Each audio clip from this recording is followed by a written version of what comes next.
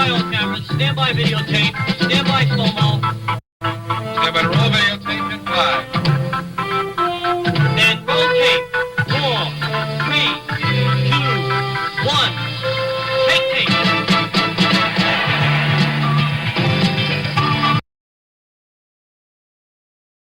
Oh boy. All right, everybody. It is 9:00 p.m. or actually white people's time. I was actually about 2 minutes early. And folks, welcome to the Midnight Run. In case you're wondering why I'm not wearing the robe, it's because I had the shingles vaccine and I am literally burning up. I am sick, folks. Fortunately, this was the final shingles shot that I needed for the rest of my freaking life. Now, I know some of you guys are apprehensive about vaccines and stuff, but let me explain.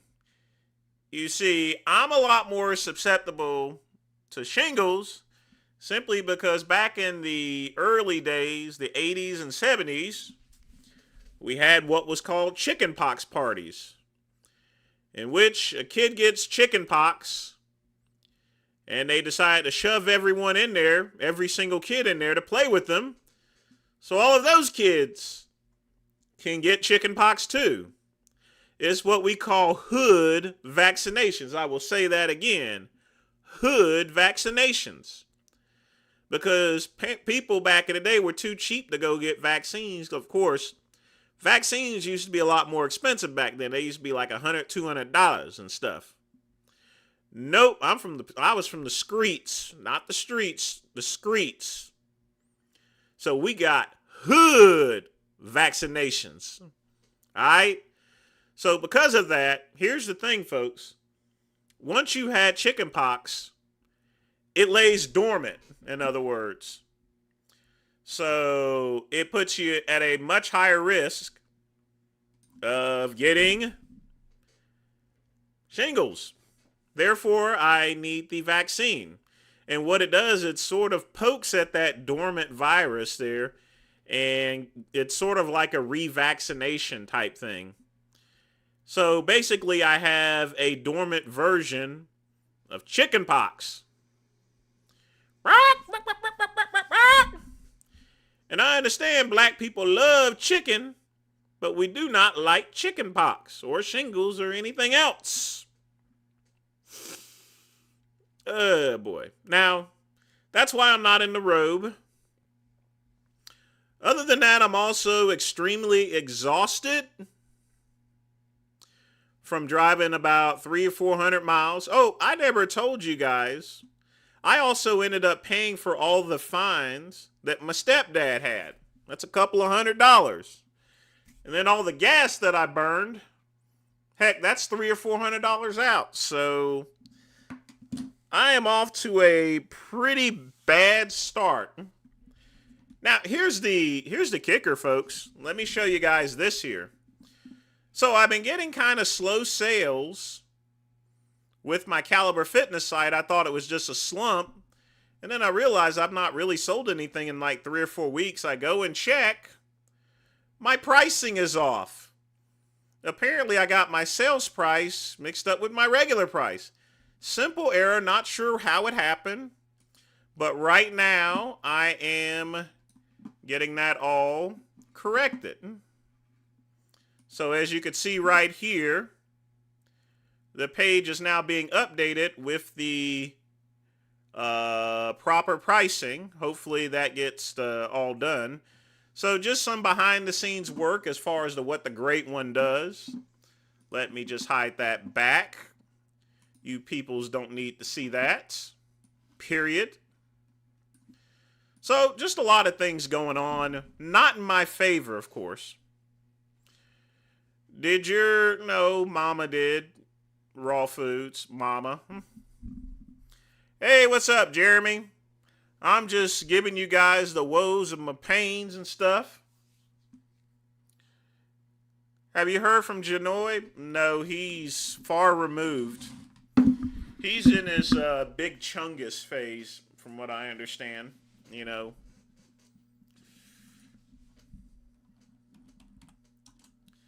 So nothing, yeah.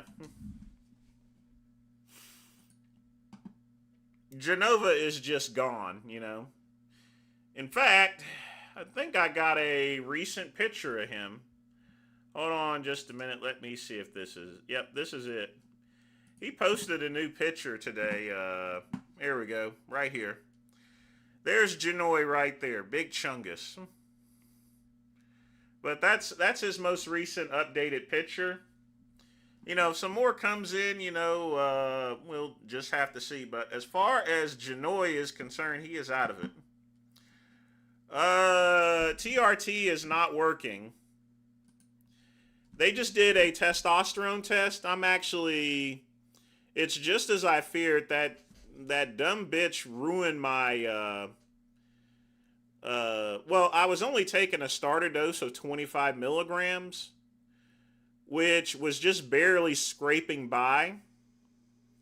But then they cut it off for like 2 months, and my testosterone level was at 120. And it's not even risen since the last couple of months, so they're going to up my dose finally after some time there. Like I said before, once you pull away Pinocchio's string, that's pretty much it, folks. That's it.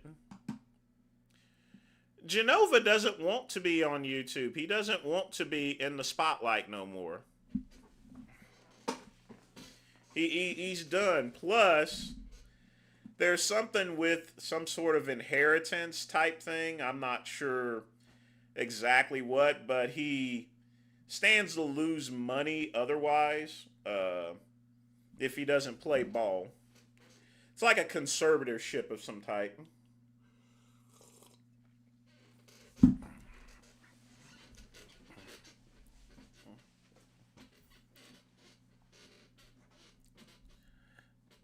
Don't forget, Genova has mental issues. Yeah. So, I mean, there's not really... So, I don't think he's ever going to appear again. I'm sorry. But tonight, because I am sick, we're just going to have a regular Mark Twain. A little bit of coffee, no alcohol. Starbucks, no flavor in it except a little bit of cream. And, of course, my water cup. Trusty water cup given to me by my good friend Pugman. Y'all be sure to thank Pugman. What's up, Steve?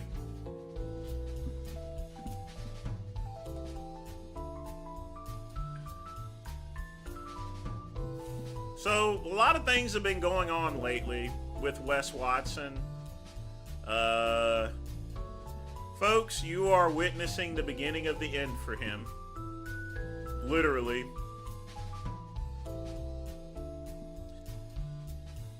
I mean, his latest ploy as far as trying to get people's channels pulled down, oh gosh.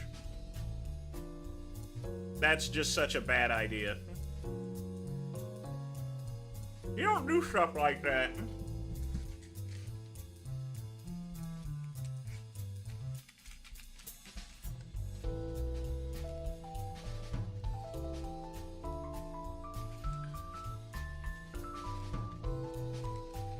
But yeah, I'm sick, but I'm gonna hang in there. We're gonna roll it out till midnight, folks.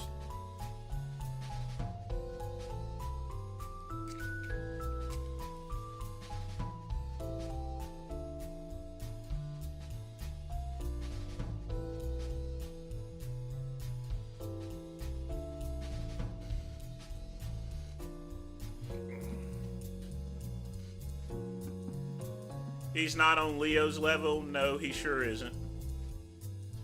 Do you think when you posed down with Billy Guns that was... Oh, hell no. I was in Vegas, so I was just lit up when I got on that thing. But you know what? I can honestly say that I posed down at the Mr. Olympia. No one else can say that. That I actually posed down at the Mr. Olympia. Nobody can say that.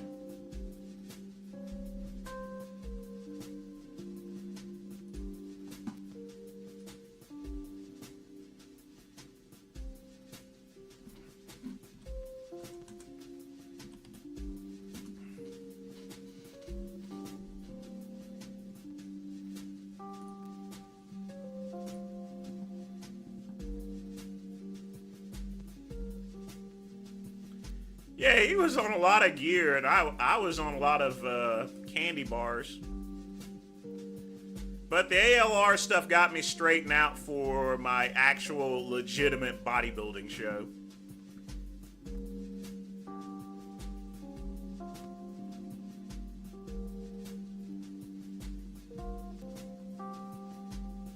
I've not been to any foreign countries. None. But I will. Indeed.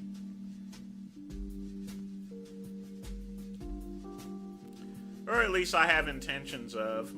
So, got to get the passport, but I got a lot of other stuff I got to deal with. Yes, indeed. The ALR stuff was strong.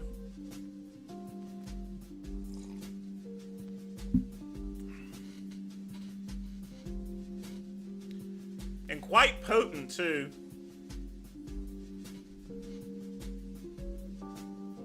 It's actually responsible for my testosterone decline. It literally killed my endocrine and everything else. But you know what, folks? I have no regrets. And if I had to redo everything, I would do the same thing. If it wasn't for Lana, if it wasn't for Author El Rey, I would have still remained a big, giant pile of shit of a bodybuilder. That one time in 2009, I surpassed what I could actually end up being, you know, because here's the thing, folks. I am definitely not geared to be a bodybuilder. I have long arms and a short torso.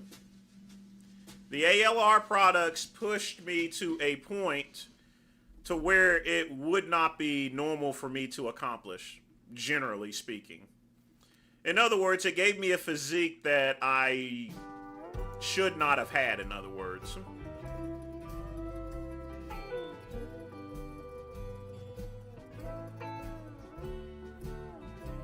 It's sort of like, y'all ever seen that cartoon Tailspin with Baloo?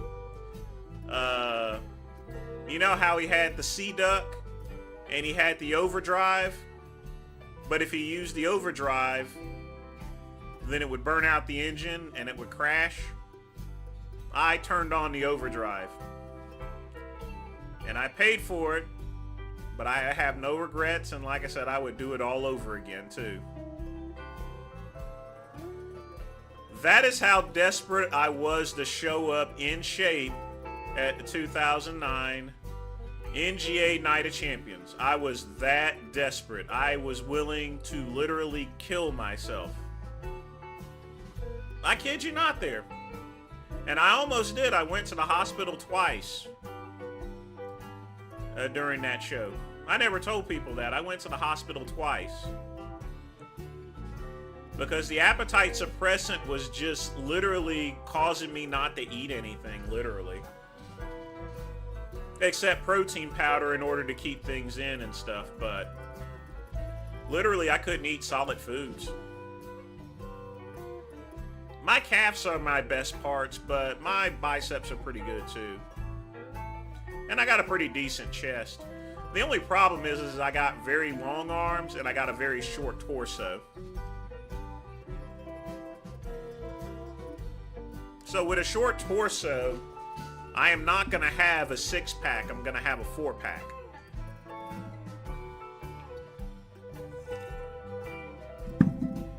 That wasn't homosexual side effects. Someone did thought I had AIDS. When I was dropping so much weight, people did think I had AIDS. And I mean, as much as I could say that AIDS will get you shredded, you know, I didn't have AIDS. All right? I mean, but that stuff may as well been called freaking heroin, because that pack was, the Jungle Warfare was strong, but that other stuff, I can't seem to remember the name offhand. You took it at night, and it was just beautiful. What's up, Chuck E. Cheese? I mean, I'm bigger than Billy Guns, and I can beat him on a show any day. But he's sort of like Vegan Gains. They're the amount of juice Billy Guns was using, it literally didn't work for him.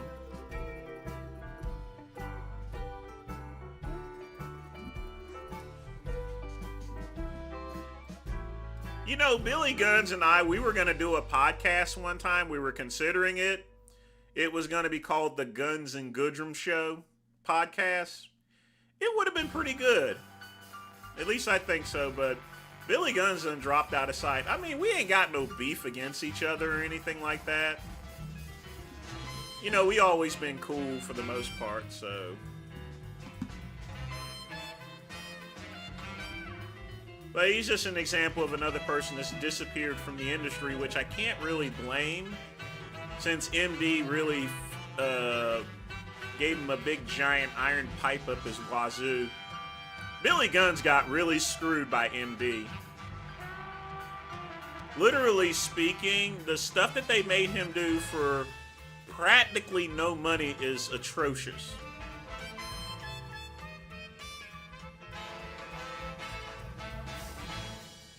What if someone came up with a weight loss supplement called AIDS? Or better yet, Grid? Man, that would be, oh God. What if someone came up with, do y'all know what Grid is? Before there was the name AIDS, they called it Grid. Gay-related immune disorder. They called it Grid. Just imagine if someone created a weight loss supplement and called it Grid. Man, that would be fucked up.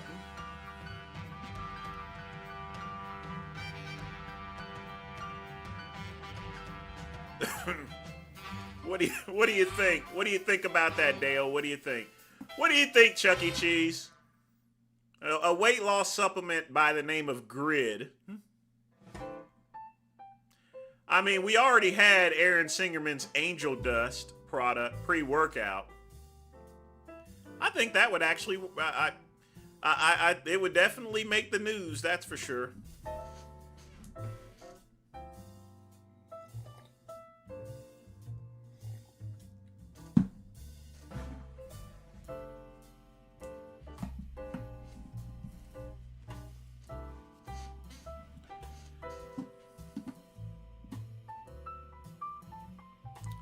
Gaspari, Mitotrophin. Yeah, the early 2000s, late 90s, these companies were coming up with some pseudo-steroid stuff. Those are the good times. How do you refill a Zippo lighter? Very carefully. The biggest mistake some people do and end up burning the living crap out of their hands is filling up the Zippo and then actually immediately lighting it afterwards. Really stupid. Not a good idea. But folks, get your questions in. If you wish to make a donation, you can. Smash the like button. Be sure to thank everybody that has contributed to the channel.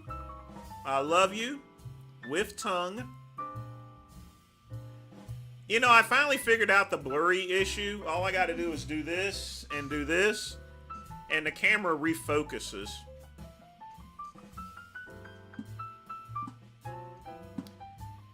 Yeah, I don't know why it does that all the time. It just does. I like matches. Matches are so nouveau, you know, old school.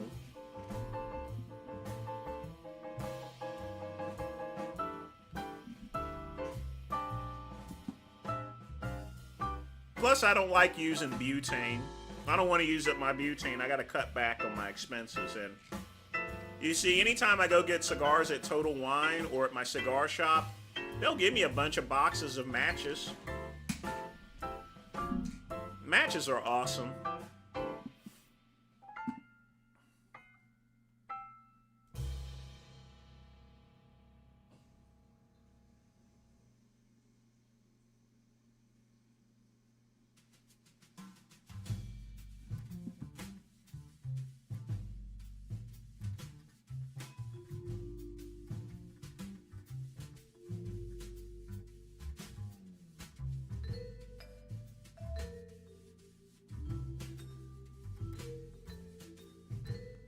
Gummy and Goodrum? I don't know who Gummy is.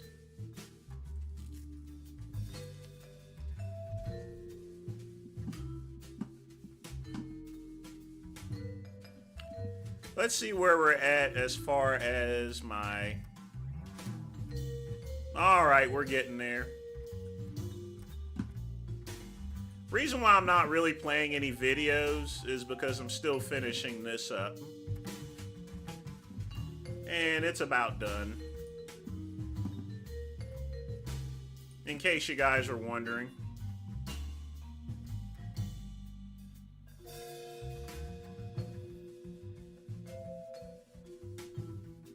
Like I said, the show must go on, folks. Sick or no sick. Bars and restaurants used to give out matchbooks. You know, McDonald's used to as well. McDonald's used to have ashtrays and stuff you could smoke in there.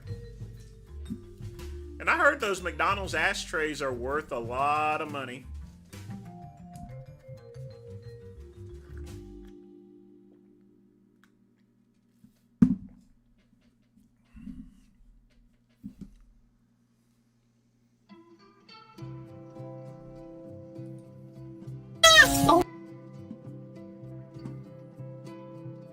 Oh, isn't that cute?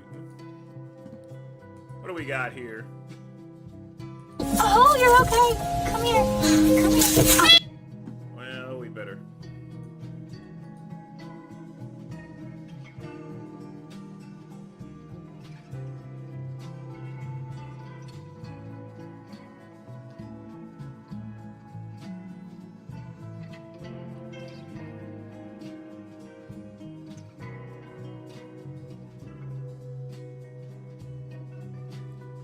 Yeah, those things can be very scary when they get bigger.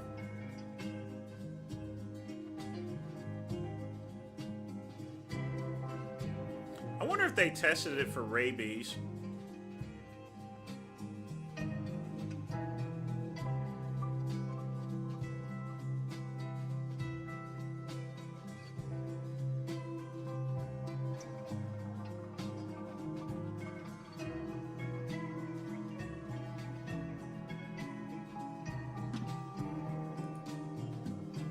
At the end of the day, folks, a deer is a wild animal.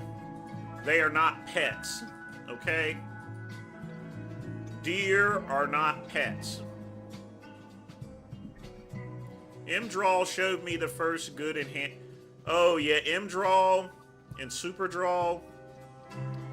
I mean, from some of the stuff that was out, not the was pretty harsh on the liver. Yeah, I heard that he crashed out again. And I heard someone put up a fake... Ryan told me that there was a fake Dubs on Stony Tony's show, and Dubs was just going crazy.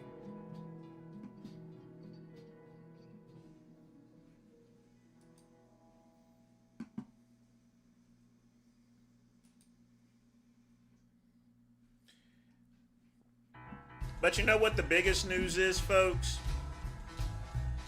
They released those Epstein pictures, more of them. I mean, in all, there's 93,000, and I always hate the fact that they drip out these pictures instead of releasing them all at once. It's sort of like the Mitchell Report. Y'all remember all those baseball players getting caught with the steroids, and they would every week they would release one or two names instead of all of them at once? It's kind of greasy like that, but these pictures, folks, they were disgusting. I'm just completely disgusted at some of those pictures. Shame on Steve Bannon. Shame on Bill Clinton. Shame on Woody Allen. Especially Steve Bannon. He's sitting there and talking to Epstein, and Epstein's got on his CCTV a picture of an unconscious young woman there. And you're not going to go and say anything? Come on, Steve. You little monster. Oh, he's uploading it? Good deal. But we can never forget the purple flame of home. What are you talking about, man? Let me see if this is done. Yeah, I think we're done now.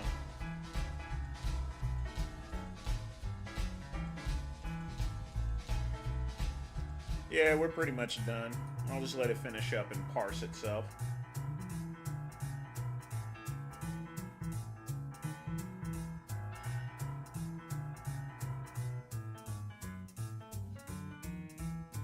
Alright, cleaning up transients. Import is now complete. So, let's check the pricing.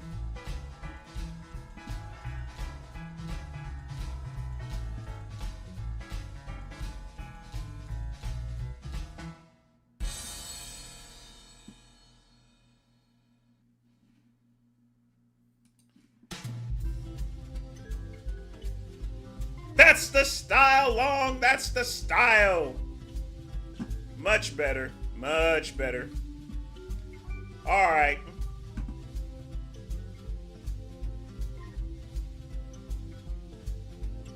Well, he married his adopted daughter, so yeah, you're right. I mean, I already knew. I pretty much knew Woody Allen's picture would show up.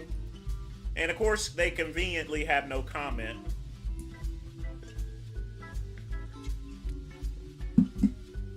Outdoor ashtray, just take one from indoors and take it out.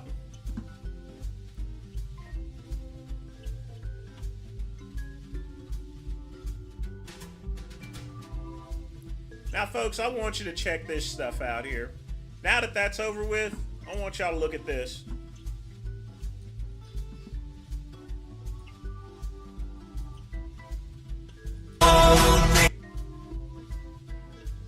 Look what this guy is doing.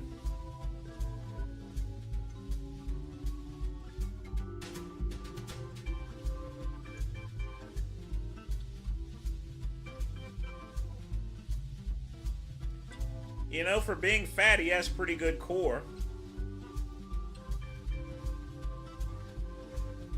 He's got a lot of core strength.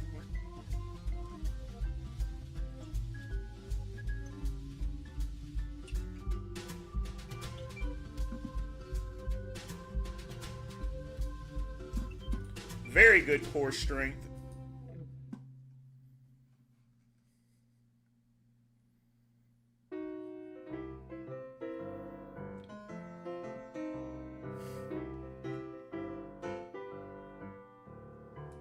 But folks, get your questions in.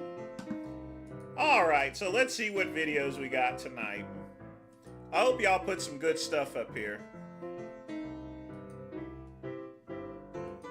Ah, yes.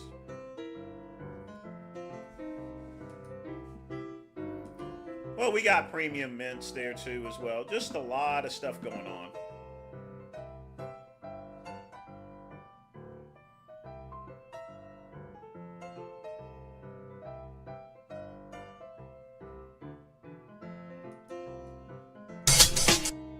But folks, one thing I'm going to do, I am going to show you guys. Now, Sean G always brags about his physique being at 50-some years old. And he thinks he's in the best shape possible.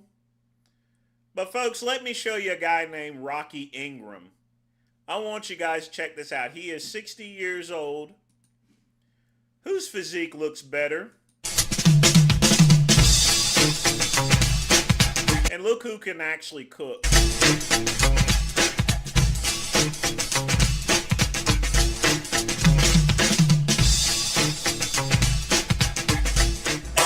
Hey everybody, it's your boy Rocky Ingram. So I'm here at my home and Now folks, this is 60. Do you guys think that Sean G can even come close to this here?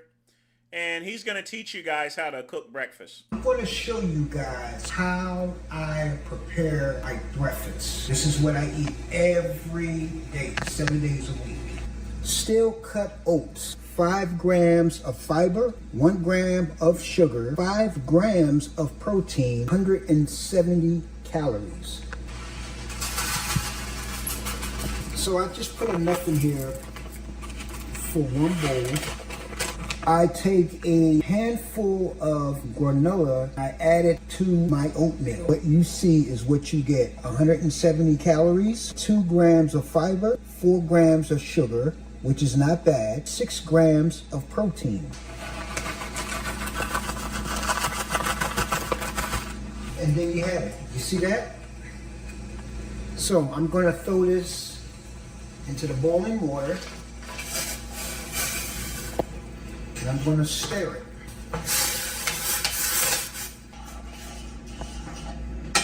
I understand some people can't afford certain things in the market, but you want to do your best when you go food shopping. Search Steel cut oats are cheap. I have them in a big giant bucket. for good quality foods. This is what you want for yourself. You want to protect the gut. You might not be a fan of oatmeal. There are other options that you might take, but buy good quality food.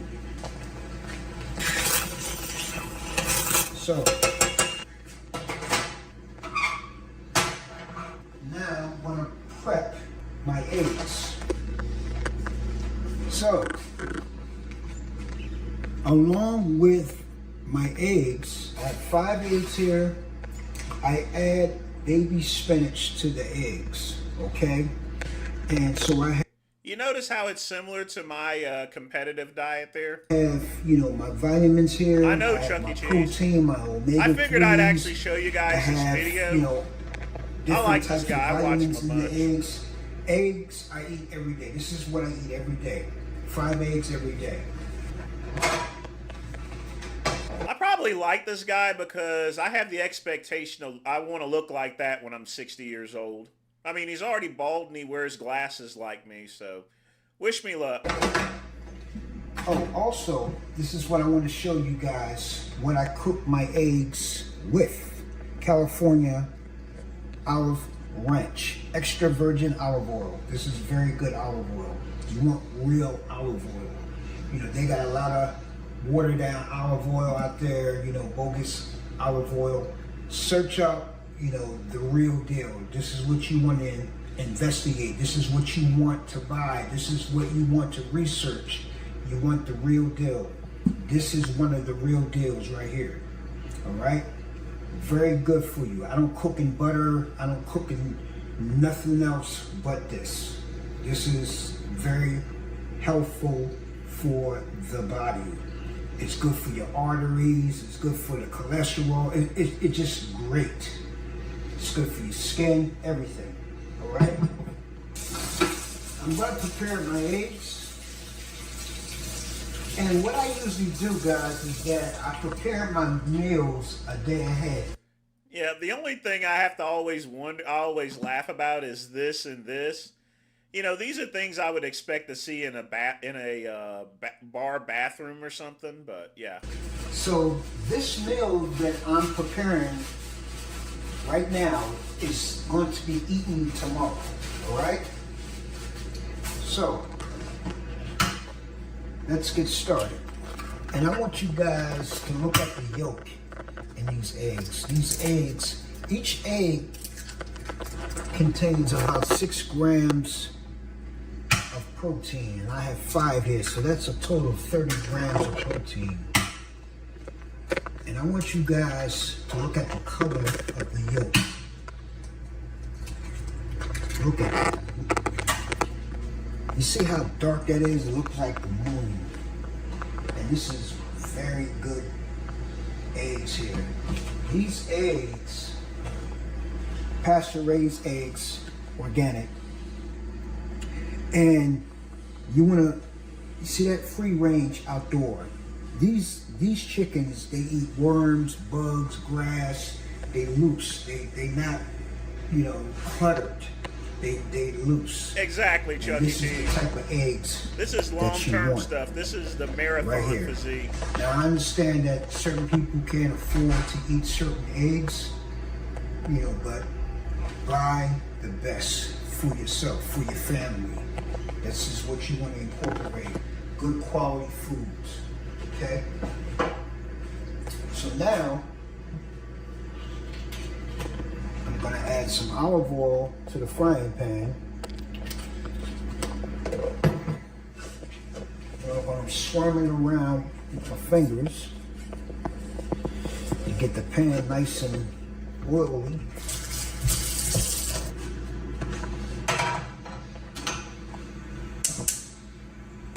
So I'll let that heat up. I whisk this. So when I prepare my eggs, I throw my spinach in it and mix it together and throw it in the frying pan.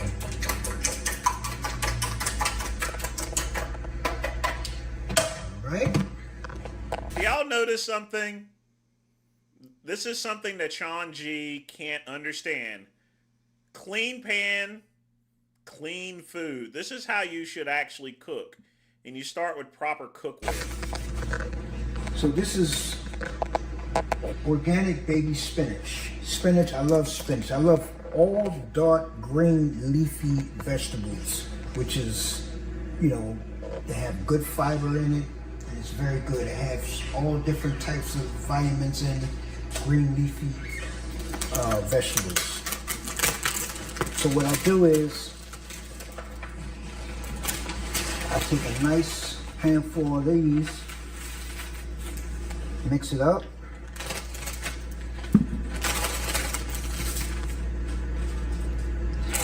All right. And I throw it into my frying pan.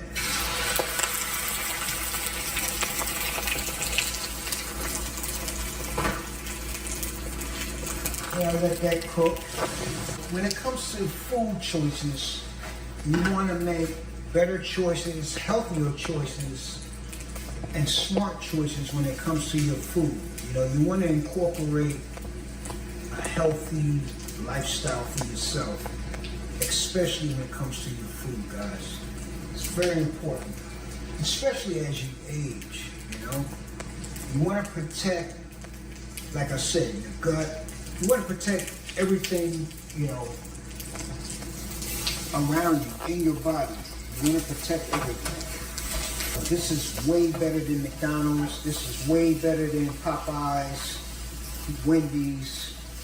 Very nutritional, gives you a lot of energy, and you can feel it. You can feel it in your body, you know. And like I said, you know, I eat eggs every day, 5 eggs a day. Well, Rocky, what about the cholesterol? I don't worry about that. I've been eating like this for a long time. And I exercise every day. You know, I take care of myself. So folks, there's your scrambled eggs with spinach. Okay? So now, I'm going to take my oatmeal out.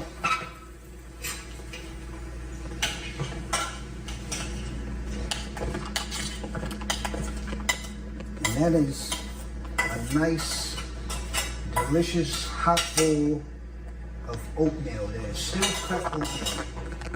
Alright? Now, I'm going to show you guys the ingredients that I add to my oatmeal.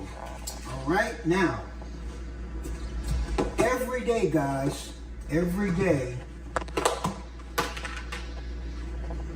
I add a different fruit. So, tomorrow I'll have blueberries, a handful of blueberries, banana. Here you have blackberries, okay? Another alternate. You have raspberries, which is another alternate. So every day, guys, I mix my oatmeal with different berries. Strawberries also.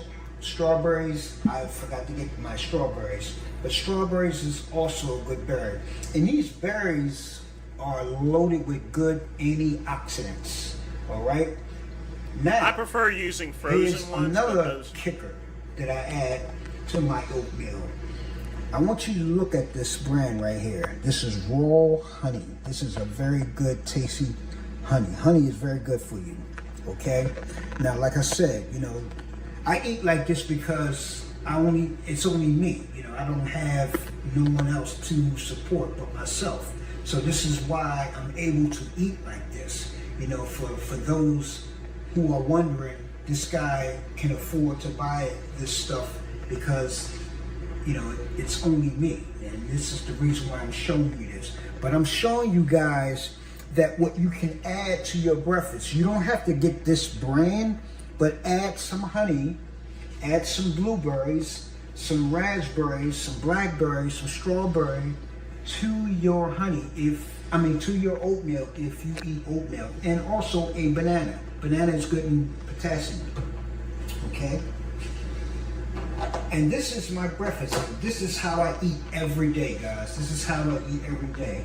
And like I said, this is the oatmeal. I don't know, Eric. Good fiber in this oatmeal. I've noticed that too.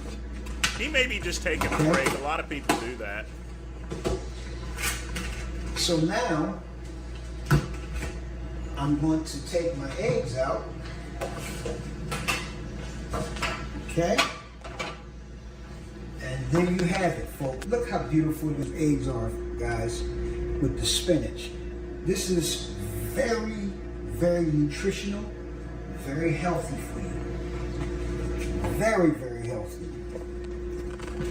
Scrambled eggs with spinach. And I chop it up so it's easier to eat.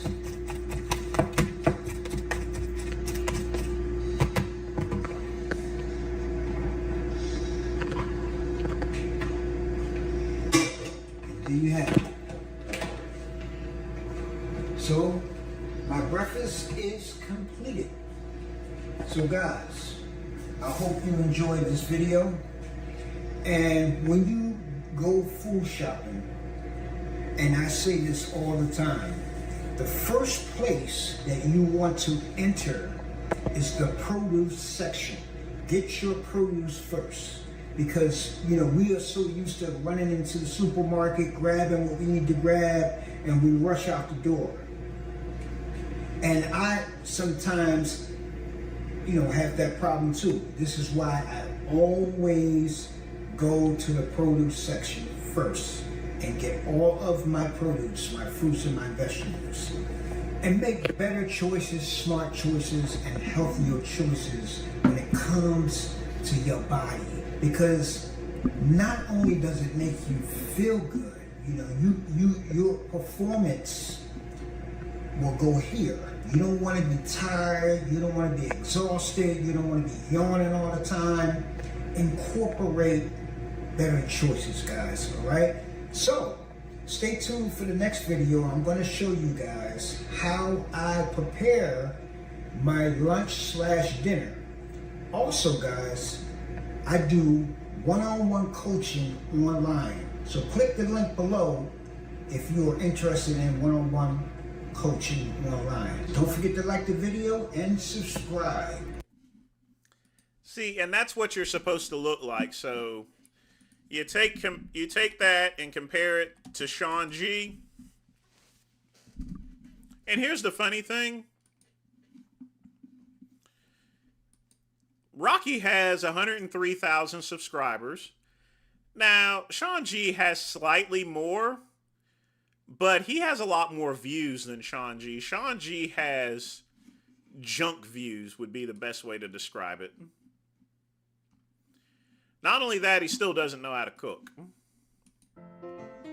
It's an example of how to build a channel, which I'm hoping to do one day, and just get to that 100,000 subscribers.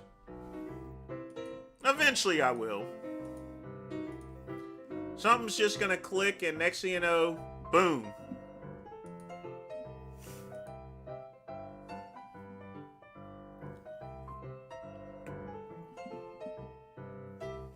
For oats, I'll add wild blueberries and sugar-free maple syrup.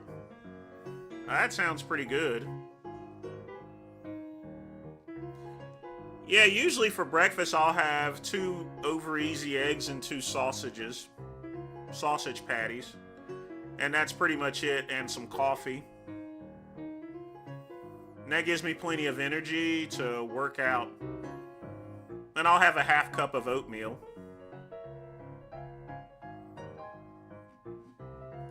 But that's my typical breakfast.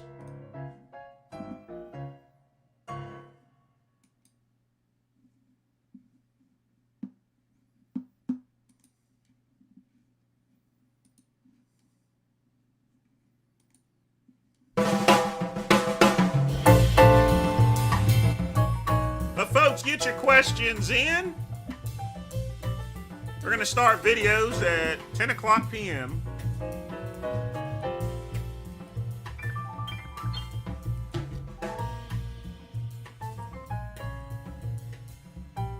Oh boy.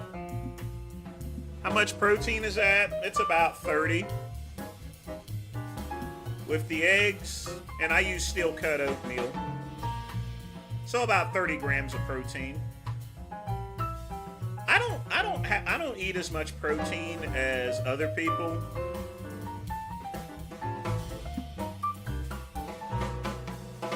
I still go by 1 gram per kilogram of weight. Or 2.2. I've always felt that that's my sweet spot. Because when I did 1 gram per pound, I was mostly shitting it out. You have to go with what your body is telling you to go with.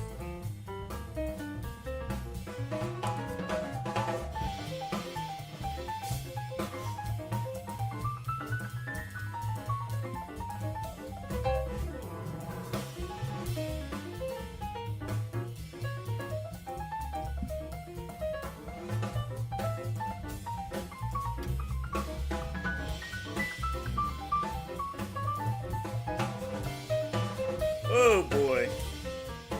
I'll tell you folks, that shingles vaccine, I'm glad that's my very last one I'll ever have to actually take.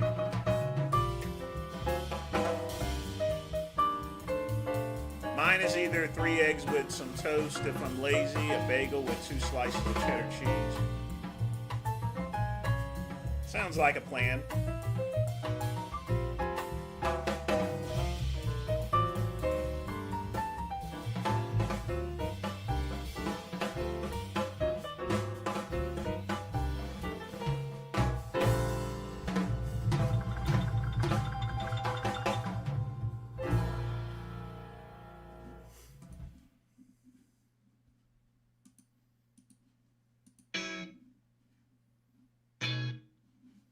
Uh-oh.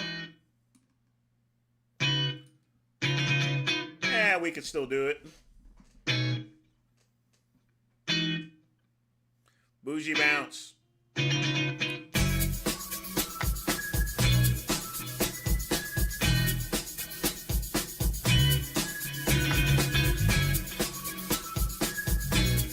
No, it's not a form of herpes. It's a form of chicken pox.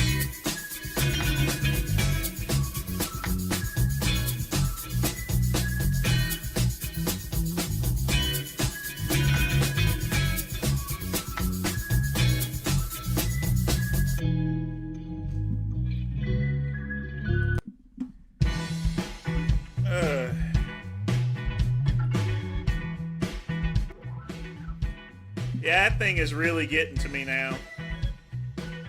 Oh boy. Eggs and toast for lazy days. I'm not a big toast person.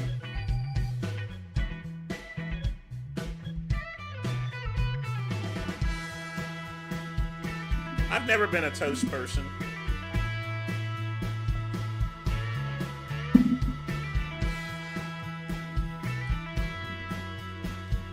I've always felt that way too.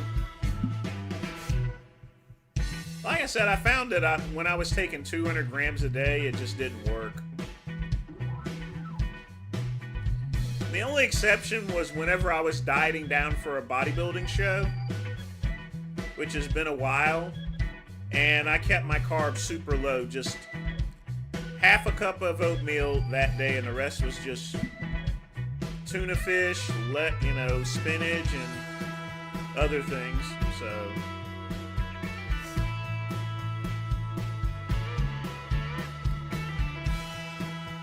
just leaning up.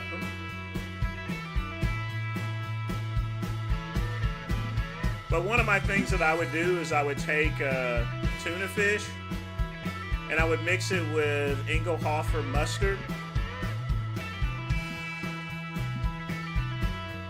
Because the thing about it is, whenever I was dieting down, I was too tired to eat, so I would just make quick meals like that. I didn't really care.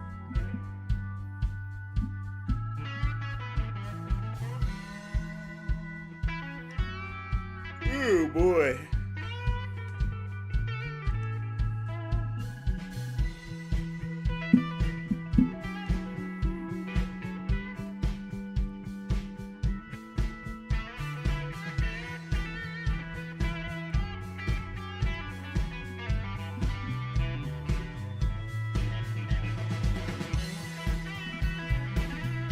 Gotta do one other thing.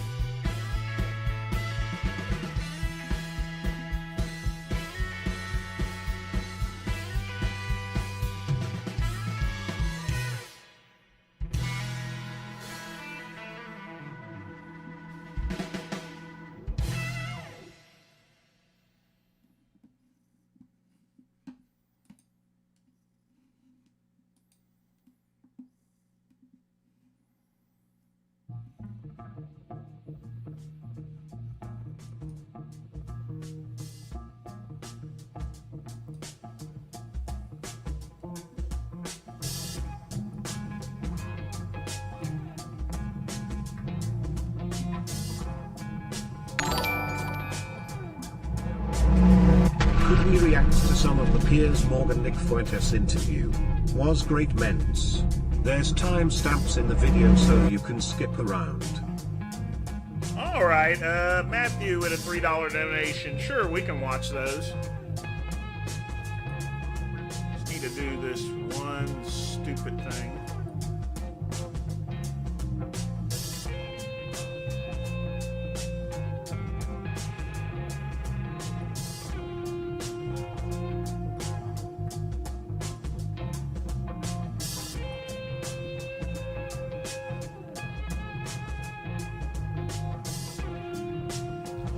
I guess it'll update itself.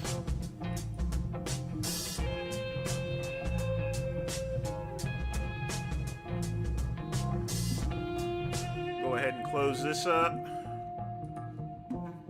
I definitely appreciate the donation.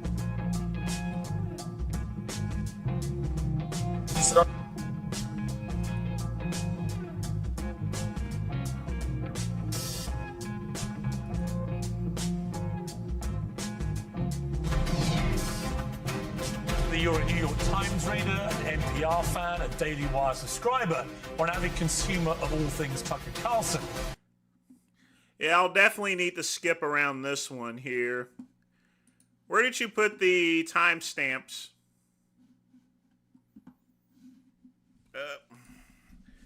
Where's the...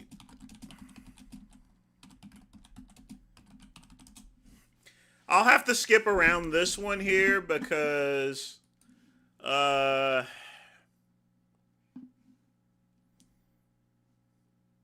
this is Piers Morgan, so it's going to flag me pretty hard.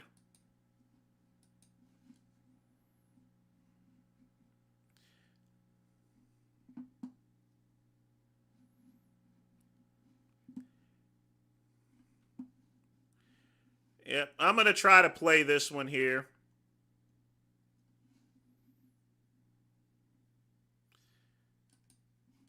Rumble, where you often come across as having, you know, a very unreasonable view on things. This is what Coleman Hughes said about you.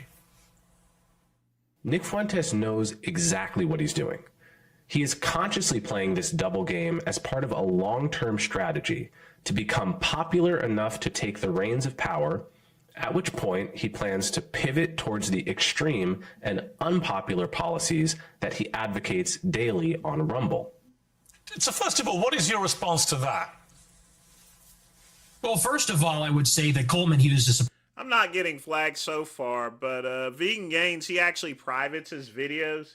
Sometimes they'll tag me afterwards, but it's not doing anything right now. propagandist. He works for the Free Press, which is run by Barry Weiss. So I think you have to consider the source. And Barry Weiss is a pro-Israel partisan. Free Press is... Matthew, each channel does things differently. It's just kind of weird, so...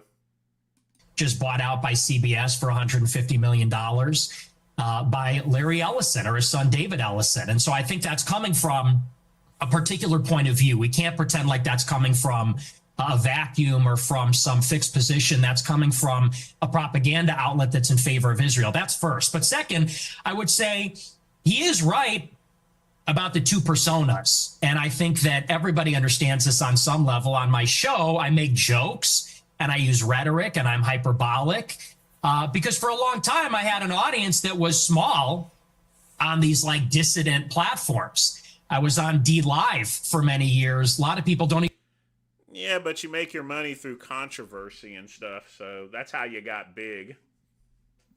even know what that is.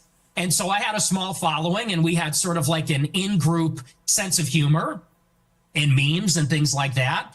And you talk about it one way on a freewheeling live stream when I'm by myself and I'm ranting and we make jokes and we play devil's advocate, we play with different positions. But then when you sit down in an interview like this one and people ask me a good faith question, what do you actually believe? Well, then I clarify and I say, well, here I'm not joking. Here I'm not being hyperbolic. I'm not being rhetorical.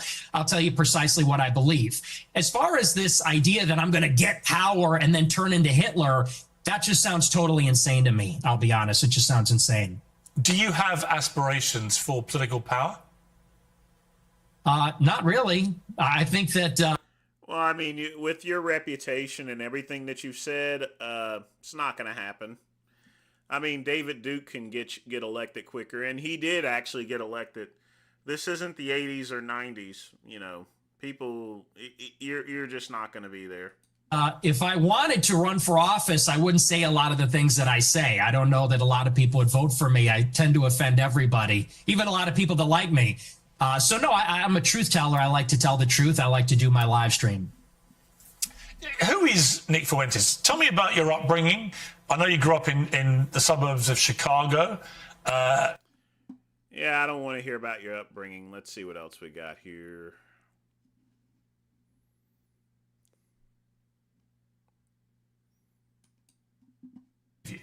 Is that almost all of it is just going to be reminding you what you have said and asking you what you meant. Your position about that story is that it was a joke, okay? I want to come to something else you said.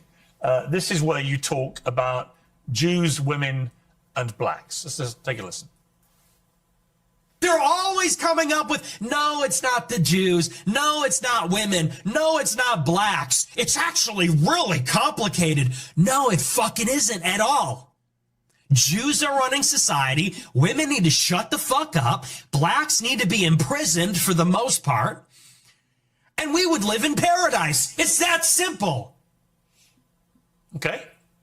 Would you like to clarify what you meant there? That's all true. That's 100% true. Everything I said in that clip is true. Including that blacks need to be imprisoned for the most part. Yeah. Yes. But all of them? No, for the most part. What does the most part mean? What percentage of American blacks would you like to see in prison? Whatever the percentages of the murderers. I think it's 1 in 20 black men will commit a murder in their... That is definitely not true. 1 in 20? Yeah, if that was the case there, we would run this country, literally. You're talking about a population of 14 million people, are you trying to tell me that, you know, you got 200,000 blacks that are going to commit a murder? That is that's ridiculous. Per lifetime, so maybe let's say that 5%. Oh, so you're talking about black people who murder people? Yeah. Oh, absolutely. Yeah. But you didn't say that. That's You the just crime said problem. blacks need to be imprisoned for the most part. You didn't clarify that you were talking about black murderers. Right. No, you're right. That's a good addition to that. That's a great point. Do you think it's funny, or? I do. I think it's hilarious. I think it's totally true. Do you think a black American would find it funny? You think that blacks should be imprisoned for the most part? Blacks are my biggest fans. I get high fives. No, they're not. No, they are not. This is why people want to choke this person. Literally wrap their arms around you and choke. That's why someone tried to kill this person, you know? Literally. They tried to do the same. I mean, they were going to Charlie Kirk you, pal. And that guy who tried to kill you went on to kill someone else here. All the time. They say, Nick Fuentes, I love your show. They agree with me. And you want to know why? Here's the difference. Black people are the most victimized by other black people. You think black people want to live in the hood and the ghetto and get shot all the time? That's what happens in the south side of Chicago. You should come here. I'll take you there. We could go to Garfield Park. My son we could went go to Chicago Inglewood. University for a year, actually, several years ago.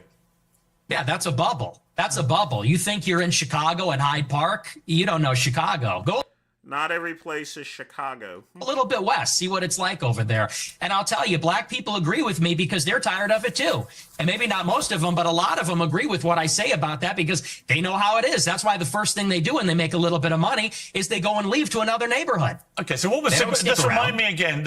Well, so does everyone else. If I go and make a lot of money, I'm definitely not going to live in the same neighborhood that I live in now. That's not race-based. That's any person-based. Percentage of black men who commit murder in America. What was the percentage you gave me? It's 1 in 20. 1 in 20. It's 1 in 100. No, it's 1 in 20. No. Less than 1 in 100 black U.S. men commit murder. That's the most up-to-date crime statistics in America. That's not true. I've seen other statistics. They say 1 in 20 will eventually commit a murder. So your rate means that you're saying that 5 times as many black men. Now, 1 in 100 sounds a little bit more normal. So commit murder as the official crime statistics say. Yeah, there's a report, I believe, on X by Data Hazard. I'll have to go and double check that for you. But yes, there's some pretty shocking evidence that says that it's far more alarming than you would think. Okay, but you would accept that the official crime statistics are 1 in 100, or you wouldn't accept that statistic?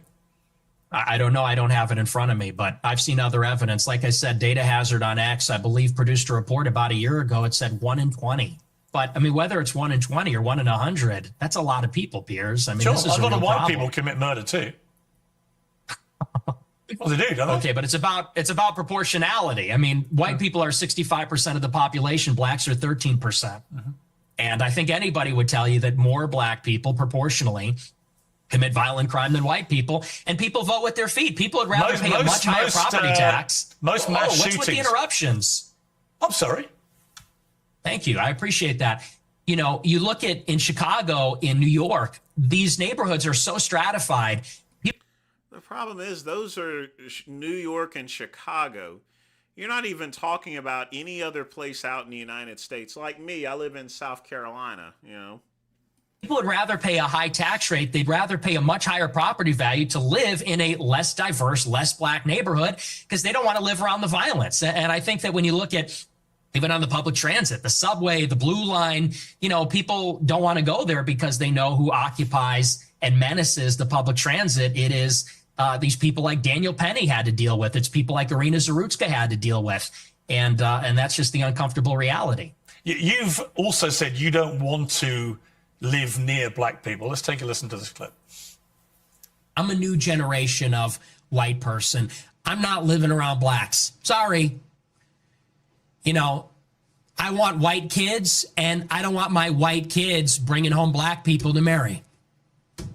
It's racial for me. That's not a new type of white person. And call me racist. Oh, very Christian of you. I don't give a fuck. I mean, it couldn't be clearer, really, unless you want to say that's another of your jokes. But you're basically saying, yeah, I'm a racist, aren't you? Yeah, I'm fine with that. You're fine with saying you're a racist? Totally. I think everybody's racist. I think everybody, if we're being honest, is racist. I think everybody, the only people that aren't racist or pretend not to be are white people to their detriment.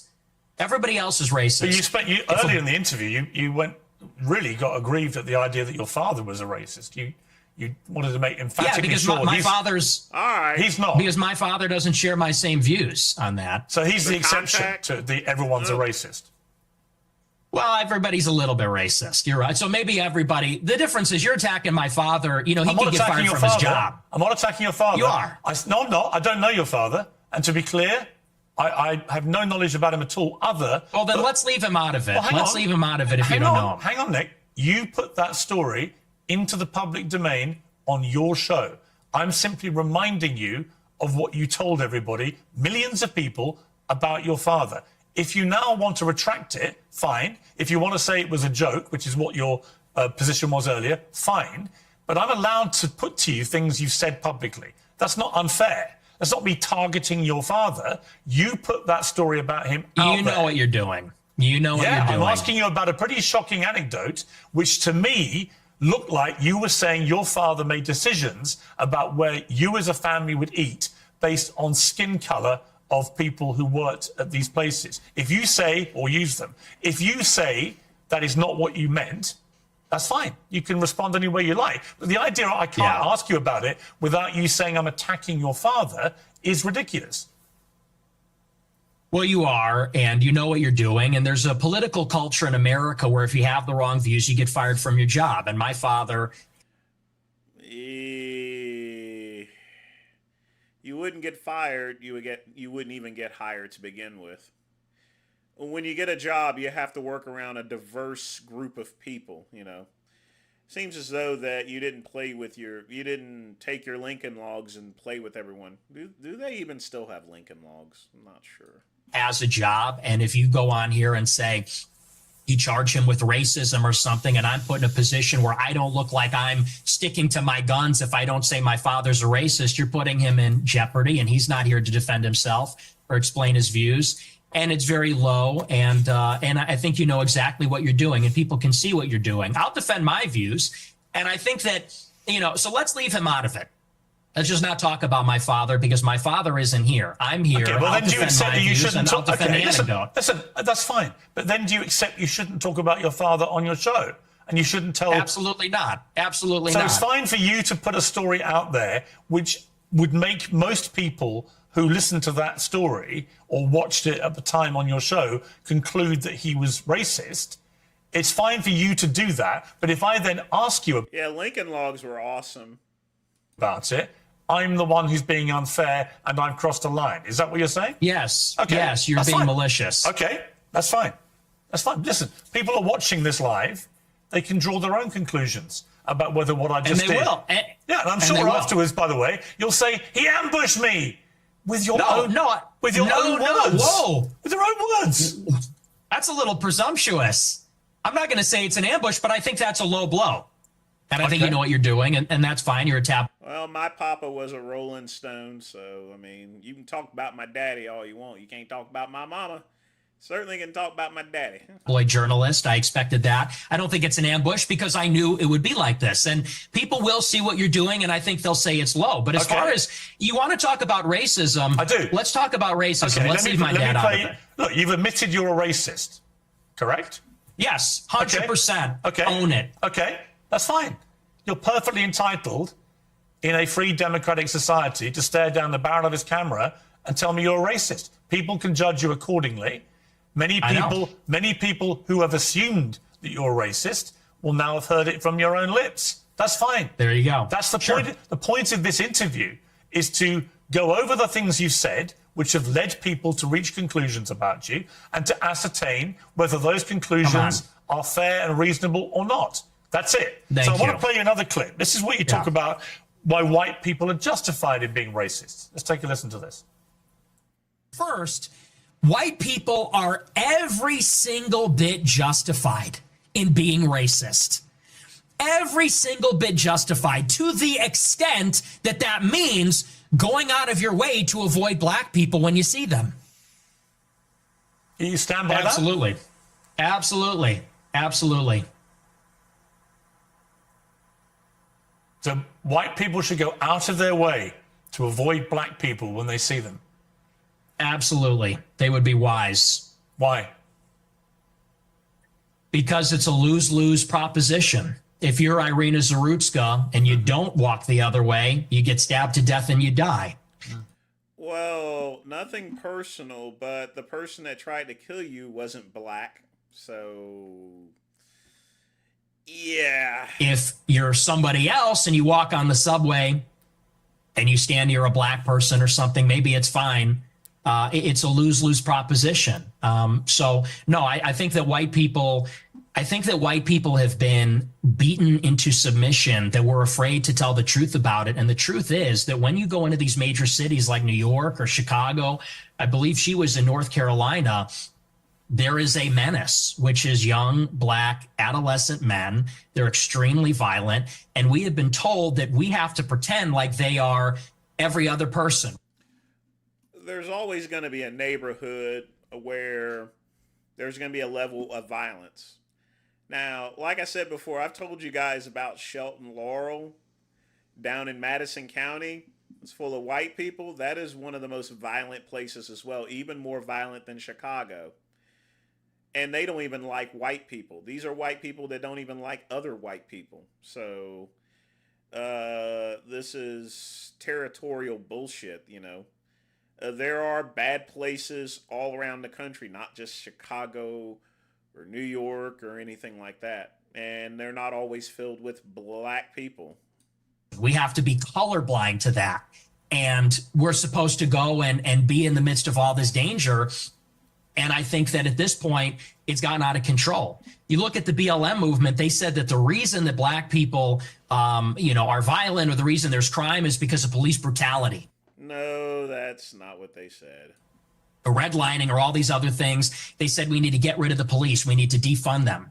And a lot of cities did. A lot of cities like Chicago, for example, the police changed the rules of engagement. They don't chase them. It's not a felony if you steal a certain amount of merchandise. They won't chase them on foot. And now the city's totally up for grabs. And now whether you're in the Gold Coast or whether you're on the Mag Mile or you're in the worst neighborhoods in the city, you might get shot, you might get mugged, someone might run up on you. And I tell my followers, it is better to be perceived as racist or racist and walk the other way and maybe keep your life than to say, I'm a good anti-racist. I don't mind that this person's making me uncomfortable. Maybe he's looking a little froggy. I'm going to sit down because I'm a good person and get stabbed, mugged, whatever. And by the way, this is a strategy. They call it the friendly stranger. There's a crew of them. They do this in Chicago. They stand outside bars, black people. They approach strangers. It's a robbery crew. And they pretend to be a friendly stranger, and then they mug them. And stupid white people say, oh, hi, yeah, nice to meet you. You know, they grin, they laugh, they put up with the nonsense, and then they get mugged, or worse. Sometimes they get executed. And so as a white person, how do you feel about mass shootings at school? I think they're bad. Who do you think commits the vast majority of the mass shootings? I'm sure it's white people.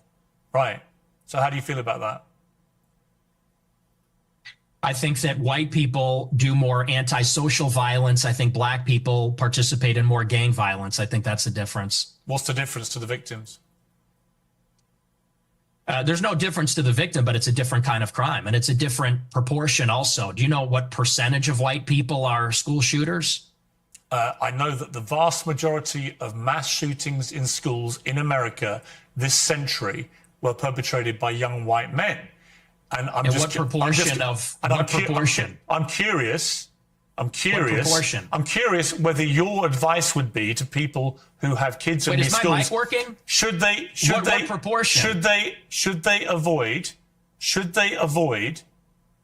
white people at school? Should people with the kids at school avoid young white men at school? No. Okay. Do you know what per capita means? Do you know proportionality? There are more black people proportionally that engage in violent crime or are involved in gangs. Yeah, who shot Charlie Kirk? Someone that looked almost like Charlie Kirk. I mean, literally speaking, he's talking about a subset of Chicago and New York. He's not going to, I mean, black people don't just live in those two particular cities here. I mean, those are two populous cities here, so.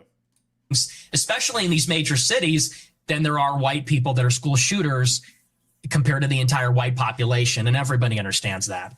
Two-thirds of mass shootings at school perpetrated by white people.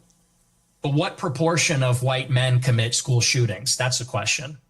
I've just told you. It's 65% of school shootings by white people. You're telling me what proportion of school shootings are committed by white people. I'm saying what proportion of white people have committed school shootings. Are you playing dumb or are you just not that smart? What difference does that make to the children lying dead on the ground? See, now you want to jump on the victims. The difference is you're asking, would you fear white people or black people? And that's the difference. Well, you should watch your back around anyone. You know, if anyone looks suspicious, black, white, candy striped, you know, you should always watch your back. You shouldn't watch it by race there. You know, that's what you did. And you almost got killed by another white person. The difference is what I'm saying to you is by your logic, if we now have agreed that the vast majority of mass shootings in schools are committed by white people and predominantly young white men, then presumably your advice would be to avoid young white men because they perpetrate these massacres. But it won't be because they're white, right? So are you playing dumb or are you actually dumb? Maybe it's I'm about dumb. proportionality. Maybe I'm dumb. You are because you're, well, I don't think you are dumb. I think you're smart actually, but you're deliberately avoiding per capita. And everybody knows that's the difference. What proportion of white men are school shooters? It's probably 0.00001%. What proportion of black men have committed violent crimes? It's probably like 5%. I don't know what it is off the top of my head, but it's very high. And I would add to that, even as it concerns schools, why do you think parents pay a super high property tax to live in a school district where there's white people? Because they know that if they go to the black school, it's going to be the Bloods and the Crips. It's going to be No lemon pledge. Let's see what else we got here. Oh, he was also really fucking cool. Do you regret saying that? saying a fact? No, that's absolutely true. You think Hitler was very fucking cool? Yes. Did he really say that? One of them. And I'm tired of pretending he's not. Well, to be honest, this is the problem. You see, it's a bit like when you just say I'm a racist. You're a racist who thinks Hitler's cool, but you're not anti-Semitic. If you're a Jewish person watching this, what are they thinking? I'll tell you what they're thinking, because I've got a friend of mine called Danny Finkelstein, who, when he heard I was interviewing you, he's a Times journalist in the UK, very eminent journalist here, and author, who wrote a book about his own family's experiences at the hands of Hitler and Stalin, because he also told Tucker Carlson that you admire Stalin. But let's just take what Danny said here. Hi Piers, it's Danny Finkelstein here. As you're interviewing Nick Fuentes, you might try suggesting to him that he reads my book, Hitler, Stalin, Mum and Dad. It's called Two Roads Home in the United States. Since he says he's on Team Hitler, you might like to ask him about the fact that there's nothing cool about Hitler. Nothing. I mean, the Nazi uniforms, they were well designed. They weren't designed, by the way, by Hugo Boss. That's one thing that I have to mention, folks. A lot of people think Hugo Boss designed the Nazi uniforms, and it's just simply not true. He just manufactured the clothing, and that was about it. But he wasn't even responsible for the designs. Hitler arrested my mum, tried to starve my mum to death, did starve my grandmother to death, sent my great aunt to the gas chamber, my great uncle, my cousin. My grandmother on my father's side ended up being one out of 7 children, the only one that survived the war. So you might ask him whether he wouldn't rather be on Team Mum rather than Team Hitler. And as for celebrating Stalin's birthday, well, Stalin took my father, sent him to a state collective farm, sent my grandmother and to a state collective farm, sent my grandfather to the Gulag. You might try asking him why he doesn't celebrate Dad's birthday rather than Stalin's. It may all be a big joke to him, but he complains that he was 18 when someone tried to cancel him. Well, Stalin and Hitler arrested my mum and my dad when they were 10 years old. So perhaps he might like to reconsider his joke. See, that's the reality of your jokes, although I haven't ascertained yet whether you are joking when you say that Hitler was very fucking cool. Are you joking, or do you actually think he was very fucking cool? The most genocidal monster of the last 150 years? Yeah, the thing is, my generation, we're just done with the pearl clutching. You know, yeah, you might be, but then your generation hasn't gone through what Danny Finkelstein's family went through. So maybe the pearl clutching has a way to go for families whose family members oh my gosh, were murdered. Yeah, we got all. Well, while you're picking up stuff from your dispensary, make sure you got it tuned in here. So all that me mom, like we're. You know, I don't even know who this person is. Why is this person talking to me? This old British guy is saying, me mom got killed by Hitler. Because he doesn't find it funny when you say Hitler's very fucking cool. I don't care. I don't care. I know you don't care. That's fine. You don't have to care. But he does care. Does that guy care about America? Does that guy care about me and my country and my family? No. He cares what you, a prominent conservative in America, has to say about Adolf Hitler. And what do you mean by Hitler is very fucking cool? Because I think he's very fucking a monster. Okay. And that's a clip. I think he's very fucking a monster. Do you hear yourself? Yeah, I mean, can we all grow up? I do. Can we all grow up? He murdered 12 million childish. people. He murdered 12 million people. What is very fucking cool about that? Tell me. The edits, it's just cool. The uniforms, the parades, it's cool as a guy. You look at World War II, and it's fascinating, and it's interesting, and it's compelling, and it's cool. And, you know, we're just...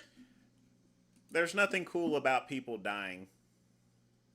There just isn't. There were millions of people that were killed in World War II. And and there were people dying even afterwards. Once they dropped the bombs on Hiroshima and Nagasaki, that radiation poisoning and stuff like that still affects people to this day, literally. I mean...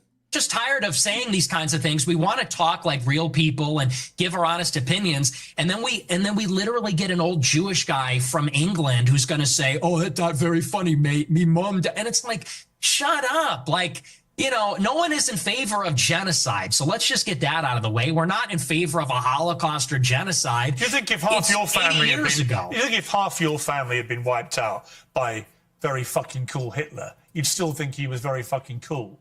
Or would you think that actually he was a despicable monster who murdered 12 million people, who targeted people because they were disabled or Jewish or Romani Gypsy or whatever it may be, and that he systematically destroyed people, incinerated them in gas chambers? Do you think that you would find it very fucking cool if your family had been through... Nick has just a punchable face there. I will say right now, he has just a very punchable face. Through that? Or do you think you would find it very fucking disgusting? And perhaps moderate the number of times you laugh about it, or want to joke about it, or want to abuse someone like Danny Finkelstein, who's written incredibly powerful books about what happened to his extended family at the hands of the Nazis and your other hero, Stalin. See, my point to you, Nick Fuentes, is that in parts of this interview, you try to come across as moderate. But every now and again, the mask slips. And it slipped again here with what you say about Hitler. There's nothing very fucking cool about Hitler. We know that from history now. We know what he did. You've already conceded that he murdered at least 6 million Jews. So when you say he's very fucking cool, Jewish people watch this and go, this guy's disgusting. Why would he say this about someone who perpetrated such an evil? And what's the real answer? Why do you? Is it just for clicks? Is it for money? Is it just for fun? For shits and giggles? What is it? What motivates you to say something like Hitler was very fucking cool? It's for this. It's for all of this. And the lack of self-awareness is amazing. You're a boomer. You're a 60-year-old boomer. And we've spent maybe 3 minutes on you saying, he's a really fucking monster. He incinerated people. This. And I'm sitting here saying it's not that serious. It's not that deep. And not that and what serious. I'm getting at. Not that serious. Do you want to say more about he's a monster? You're not a kid yourself anymore. You're not a teenager. I know. Right? You're nearly 30, to be clear. Yeah, Stalin isn't cool neither. He sent a lot of people to the gulag and stuff. I mean, history is great to watch, but, and stuff. And I somewhat get his point as far as history is concerned. History is a wonderful thing to explore. But the reason why you study history is to avoid things from happening again. And one thing is for sure, Hitler, there's nothing cool about Hitler or anything. Nothing cool about Goebbels, nothing cool about any of these people. Yeah. Okay? You're a fully formed adult. Nothing cool about Tojo. I mean, just, you just got a lot of horrible people. Who has a brain, right? And at some stage, that brain is taking you off these rabbit Is this an lines. interview or is this a lecture? Can I respond to what you're saying? I want you to explain why you think it's fine to say how fucking cool Hitler is and to dismiss the very powerful 90 seconds from a British journalist who lost a lot of family members to the Nazis in such a callous, dismissive manner. I don't think it's powerful. I think we've been hearing that our entire lives. Okay, the Schindler's List. Let's just be honest. The propaganda is over the top. We have been in America. What about the Schindler's List? Tell me about the Schindler's List. Well, tell me about the Schindler's List. I'll tell you about it. We have been browbeaten as a people, as Americans, as Westerners, for our entire lives. And do you know what this has done? It has taken away any sense of pride, any sense of love for our own civilization. We have been made the villain in our own story. We have been made because, well, let's just be clear. It doesn't begin and end with Hitler is a monster. This has been the political narrative, which is why we have thrown open the borders. This is a political narrative which... What does it have to do with borders? Yeah. Let's move to this here.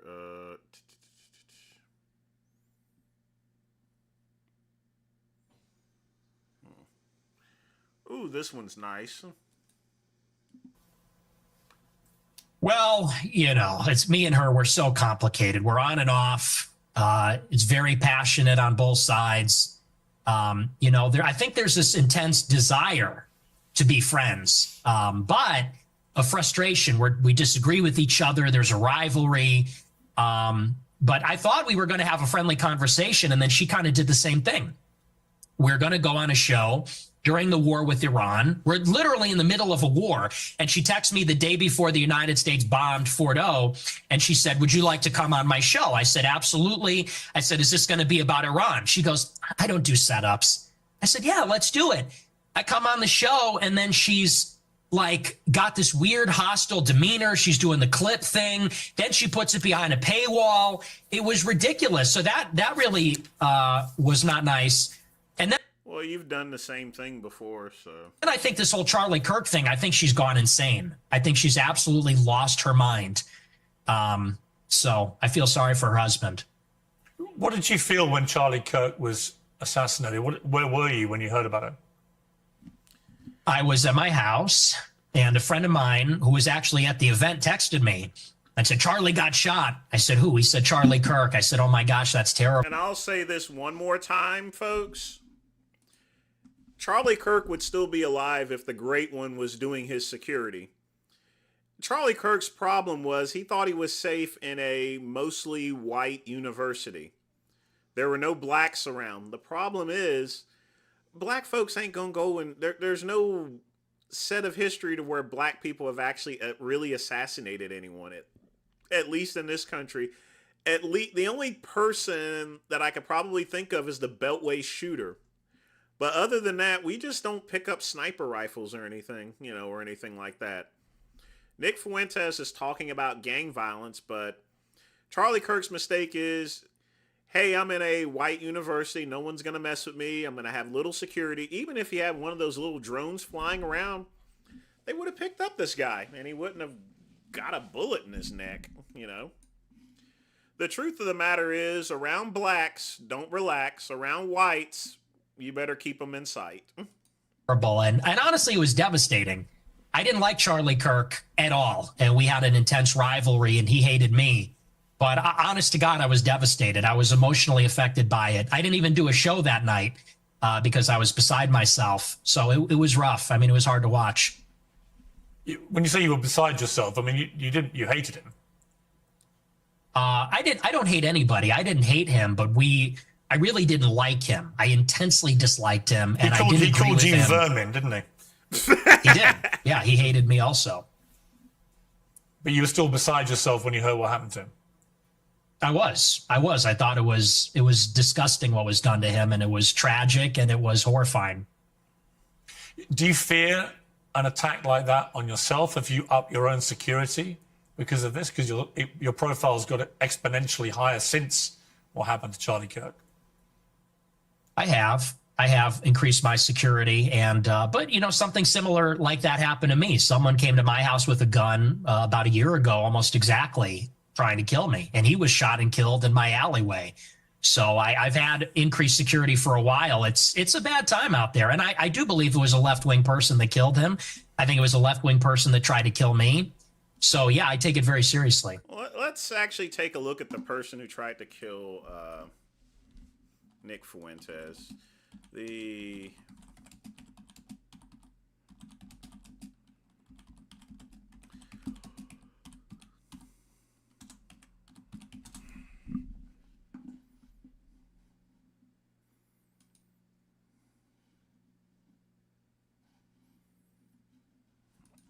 John Lyons, definitely not a black person's name.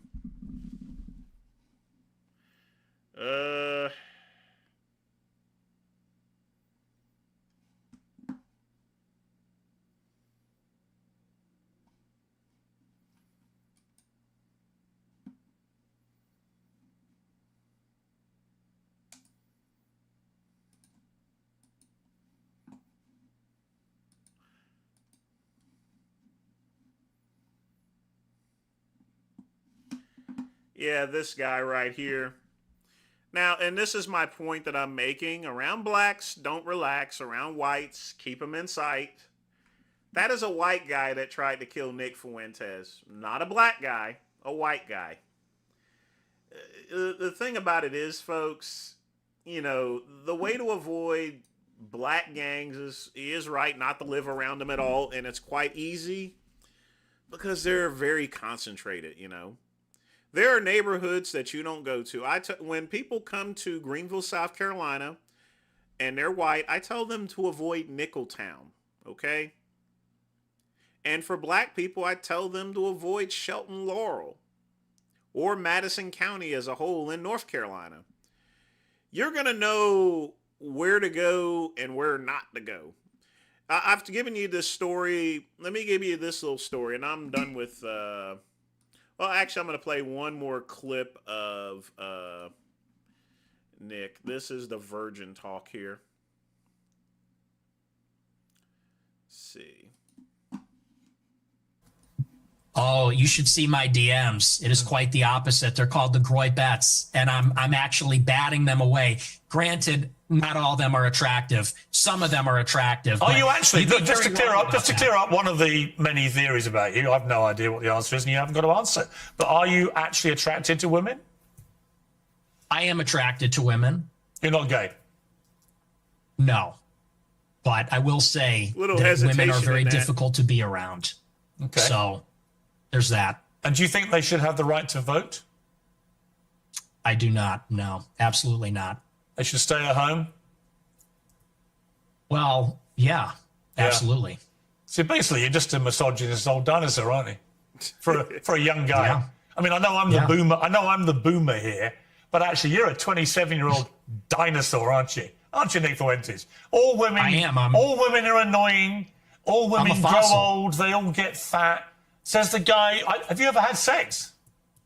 No, absolutely not. Wow. Says the guy who's never got laid. I mean, women can be kind of annoying, but you don't tell them that if you're, you know why? because you're going to want to get some cheeks. You know what I mean? You can't go and get some poontang if you're telling women that there. That's Wow. the thing, though. You boomers, it's You think always you're an get expert laid, in women, free love. given you've never got laid? Yeah, we are going back to the Stone Age. You're absolutely right. This, you're talking about empathy, and your kids are empathetic, and they would never laugh at a joke about the Holocaust, and you're a misogynist. You're a simp yourself. You're totally henpecked. I mean, folks, I'm done with this. The point being is people automatically have that inane instinct as far as the sizing up a situation and knowing that they shouldn't be where to go. Now, you have some goofy people that don't watch them. If I ever get on the bus, I always watch my back, not just from blacks, from everyone. And I try not to watch one. So let me give you this little story, okay? See, when I was growing up in Asheville, there used to be a place on it's a road off Patton Avenue. It was a place called Mr. J's Play World 2. Okay? Now, the way the building looked and the people that were going in and out of the place, you can automatically tell, and it didn't have no Confederate flags waving around or anything. Black people automatically knew not to go in there. All right? Inane. Without knowing anything about the building or the place, I knew better than to go into Mr. J's Play World 2. But one day, we was down at the full court. It's a walking distance from Deerview Apartments, the 275 Deerview. And we decided, hey, let's walk all the way down and go into Mr. J's Play World 2. I looked at my boy Chris Jameson, which I wish all the best for him. He had a stroke. He's wheelchair and everything. He's can't talk or anything. I said what's up to him. He's at Lee Walker Heights and stuff there. But any event, my boy Chris and everybody, he's like, let's go into Mr. J's Play World 2. I'm like, okay. Everybody's like, we thought we could have some fun just going in there. We went into Mr. J's Play World 2, and I had never been in the building before. Now, inside the building, there was a bunch of Confederate flags. There was a couple of pool tables. There was a Dixie-looking woman, had some big titties and stuff there, probably one of the waitresses. And we sat there. I sat there and looked around the place, and it took only a minute, and this scruffy white dude said, now listen, you boys, y'all not supposed to be in here, you know that. And I think my friend Chris said one word, I don't know what happened. The guy goes and pulls out a gun, and then we start booking out of there. We start running, literally. And I heard that voice there. You niggers better not come back here. You know better than that. What was you thinking? You know what? He was right. So, folks, if any normal person knows instinctively that if they approach an area without even knowing it, you automatically have the instinct knowing that this is a place that you probably shouldn't go in, a place that you do not belong, okay? But the thing about it is, everything contradicts what Nick says. It wasn't a black person that tried to kill him, it was a white person. And it wasn't a black person that went and killed Charlie Kirk, it was a white person. A white person tried to kill Ronald Reagan. There's been no black person that's ever assassinated the president of the United States. They're all white people. Should I avoid white people? Interesting question. Look at that guy again, folks. That's him. That's him walking up to Nick Fuentes's with a crossbow, ready to kill Nick Fuentes. You know, with the motorcycle hat and everything like that, clearly he was trying to disguise himself, but you could still see the white person in him. That's a white person. That's not a black person. That's not a Negro. No. All right, so let's start with videos. But again, Matthew, thanks again for the donation. It didn't set anything off or anything. I just have to keep a watch on those streams. I'll probably, what'll end up happening is once the video is published, YouTube is going to make me edit it out, but I'm not going to get any community strikes for it. So let's see.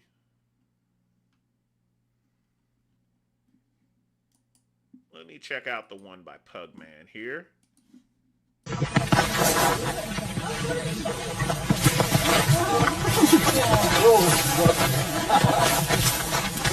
was a very sporty.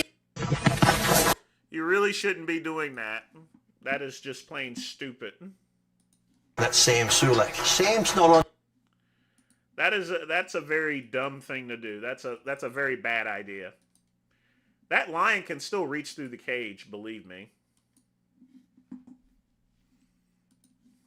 Sam Sulek. Sam's not on there saying, young kids, go and eat this. Like, Sam filmed the day and he's eating, and during the day he had cereal and had this, and Nick's like, you shouldn't be eating cereal, this is bad. Feeling like he's 21 years old. It's like, you know, he's just showing you a day in his life. He's not saying, if you want to get big like me, you must eat this. And I said, Nick, go Google Nick Trigilli, XXX. Sam's putting McDonald's in his mouth. I'd rather see a kid put that in his mouth than the other meat product you're eating. So that's Sam Sulek. Sam's not on there saying, young kids, go and eat this. Like, Sam filmed the day and he's eating. Yeah, Lee is right about that. I mean, when it comes to a 21-year-old kid, their metabolism's just literally like lightning. That cereal ain't gonna hurt him one bit. Now, at my age, yeah, that's a little different. The dirty chicken, not the funky chicken.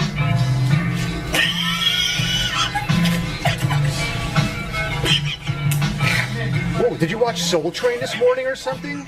Since when do you do all these ridiculous dances? Did you watch? Yeah, that's yeah. I gotta do it real good this time.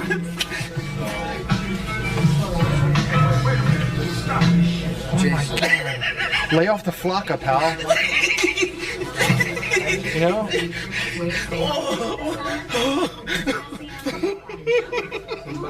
Ragging up in the fucking barber shop. And this idiot's filming him do it. Oh, Kid and Play, good song.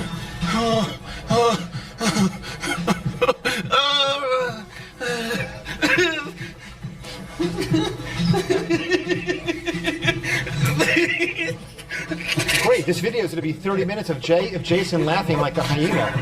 That's the whole video.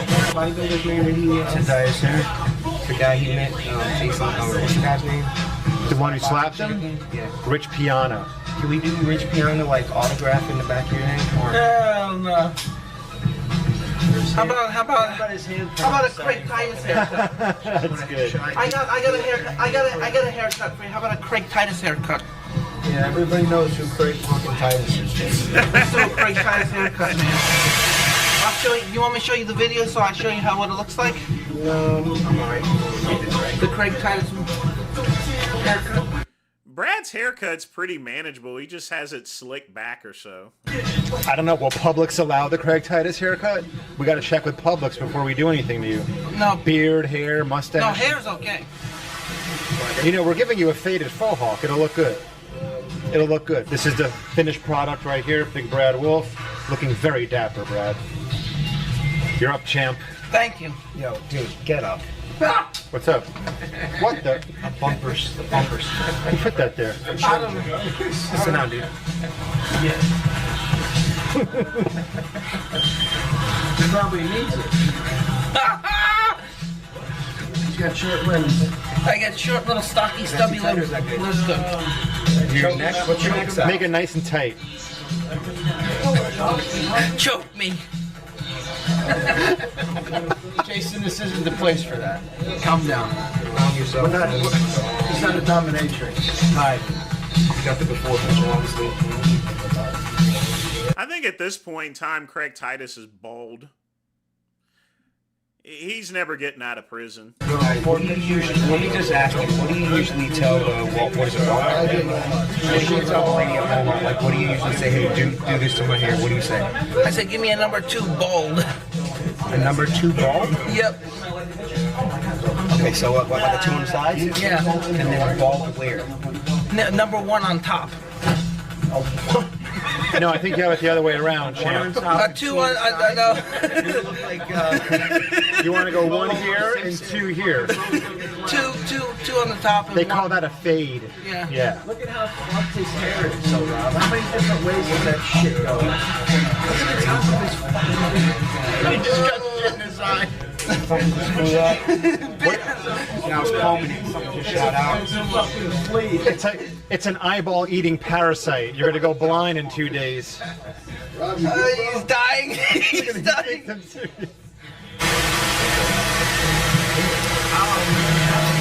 Jason, don't fucking move while he's cutting your hair. Do you not know how to move? You have to stay still. Look at you're allowed to, bro. Yo, should I leave it like, should I do it super short here so it's like super serious and then throw a huge party in the back? This is a front party in the back. Look, he looks like, bro, he's like a 1987 wrestler right now. That's great. That's actually perfect. That's it, we're done. Perfect. You gotta hear that. He does a song, No Flocking. For No Flocka. That is great. He looks like a 1980s NHL player. I just wrote. Don't move, Jason. You just drew a huge penis on the side of your head. No! Nah, you're good, dude.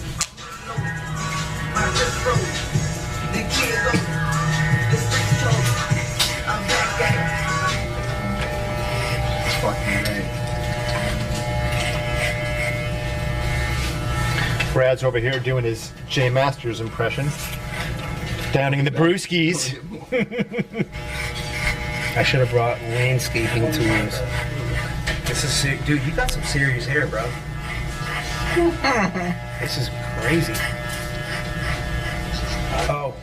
Hopefully they washed it before started getting that there. So. You know what it is? The poison you drank this morning that makes you act like the way you act. The ant repellent. Yep. It makes it grow very long, very big. He's like a fucking, look at it, he's like a blockhead. You look like one of the fucking characters from Minecraft. Like this. A blockhead. It's a problem when you got these fucking satellite ears. Satellite ears. I got the satellite ears, baby. Radio station. Shut down or shutting the video off.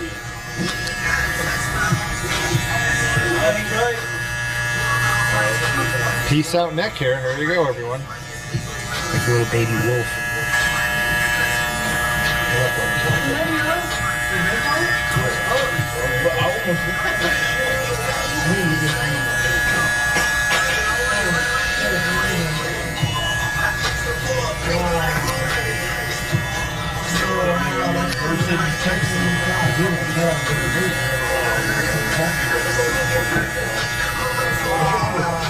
How do you feel about your cut so far?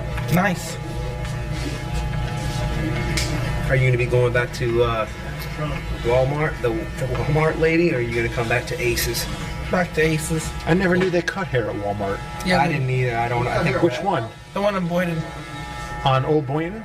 No, the one in the Super Walmart in Boynton. Yeah, on Old Boynton. Yeah. They have a haircut place, $10. Wow. $10. $10. Well, if you get a $10 haircut, you get a $10 haircut. Although it's no longer $10.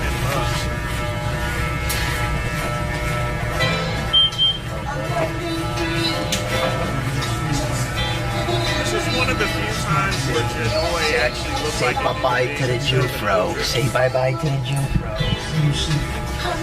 Yo, let me see that lighter. I want to try. I always wanted to try fire haircuts. Yeah, that's a good idea. No, I'm just joking, dude. Back up. You were gonna let him do that. Yeah. We're gonna collect up all your hair off the floor and we're gonna sell it on eBay. Then clone it. We're gonna put it in with the shirt. That's right. Then we'll have your DNA. Yeah. We will definitely be able to find out what you took earlier today. And clone it. Clone it. Clone it and make 1,000 Genovas. How about 1,000,000? Whoever does that will be fucking thrown in jail for life. If there were 1,000,000 Jason Genovas, Brad and I would have moved to Morocco. Okay? Count on that. Army of Genovas. Brad and I would be on the next plane to a Guam. Hey, army of assholes. I'm riding shotgun. I'm flying. Army of potato Potato army. Hairy potato. Could you imagine if we showed up to the gym one day and there are like 100 Jasons there? Yo, I really believe that you could audition for Knight Rider. Knight Rider! Michael Knight. Do you know what that is? Yeah, I know who Michael Knight is. I know Knight Rider. It's a little car with a talking head. What talked in the car? I don't know. That looked like who? Your work? Where's that located? Far from Publix. Miles and Powerline? Okay, nice. You ready, dude? Yeah. Yeah. Oh my God.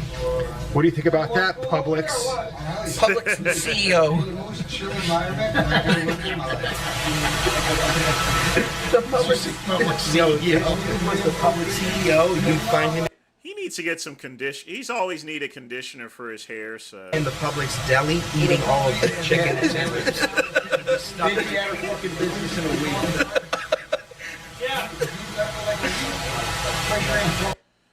I went to Smooth's barbershop, but they didn't really like me there, so. And then when I came to Greenville, I used the Gentleman's Quarterly, so that's no longer around. It's now it's like a paint place or so. But I don't go anywhere now because I'm bald. The other time in Silva, my ex-husband actually cut my hair because he was a stylist. So those are the only 3 places. Now, see, he's not gonna wash. And nobody You're not gonna wash your hair ever again. Does he know how to boss really gets blown up the whole damn time he's up and gone? Yeah. He looks a little like Arnold Schwarzenegger in Predator. I'll be back. He's actually a decent-looking person, a decent-looking human when he loses the Annie, that little orphan Annie haircut.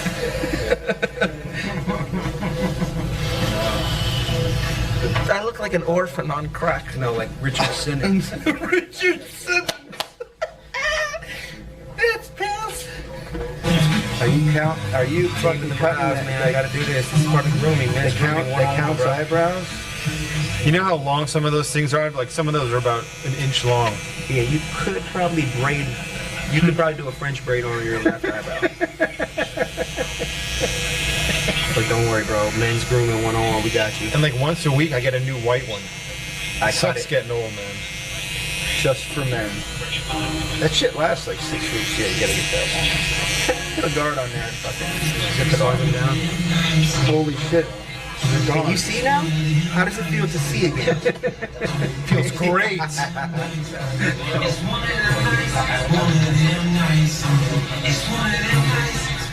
Andrew's not thrilled at all. I can see. When's the last time you sat in a barber chair?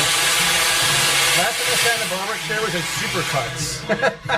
The one on Lake Ida. What do you think about Supercuts? Brilliant one. Supercuts? As soon as you get your hair cut, come see me right after your haircut. I'll be available. There you go.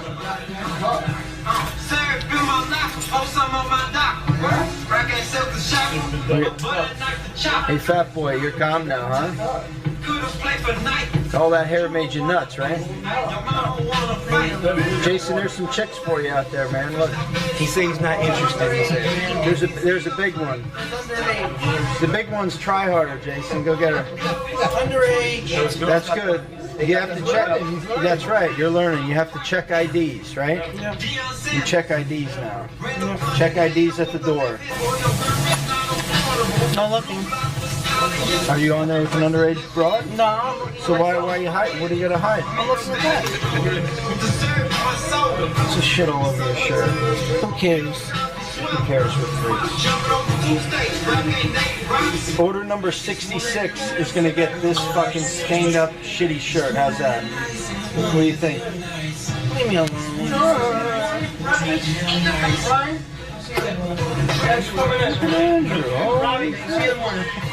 John, good luck with the YouTube video. Alright, man, thanks.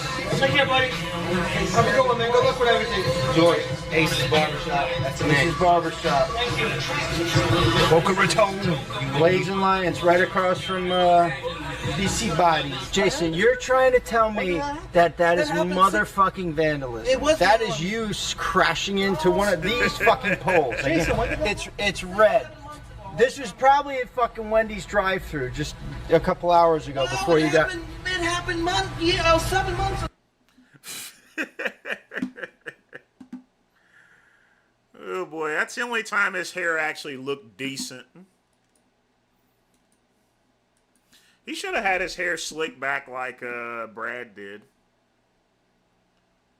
I liked when Big Lenny would let Jason.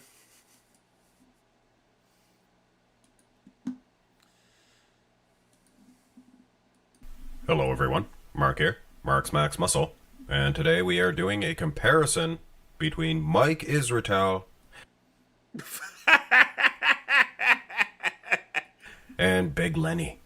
And I have to establish the fact that this is a fan voted on request. You guys requested on it, and then all of you got together and voted on it. So, just for those of you who are wondering why I continuously do picture comparisons on Mike Israetel and even Big Lenny, that's why. Because apparently you guys want to see it. So, there's not really much I can do.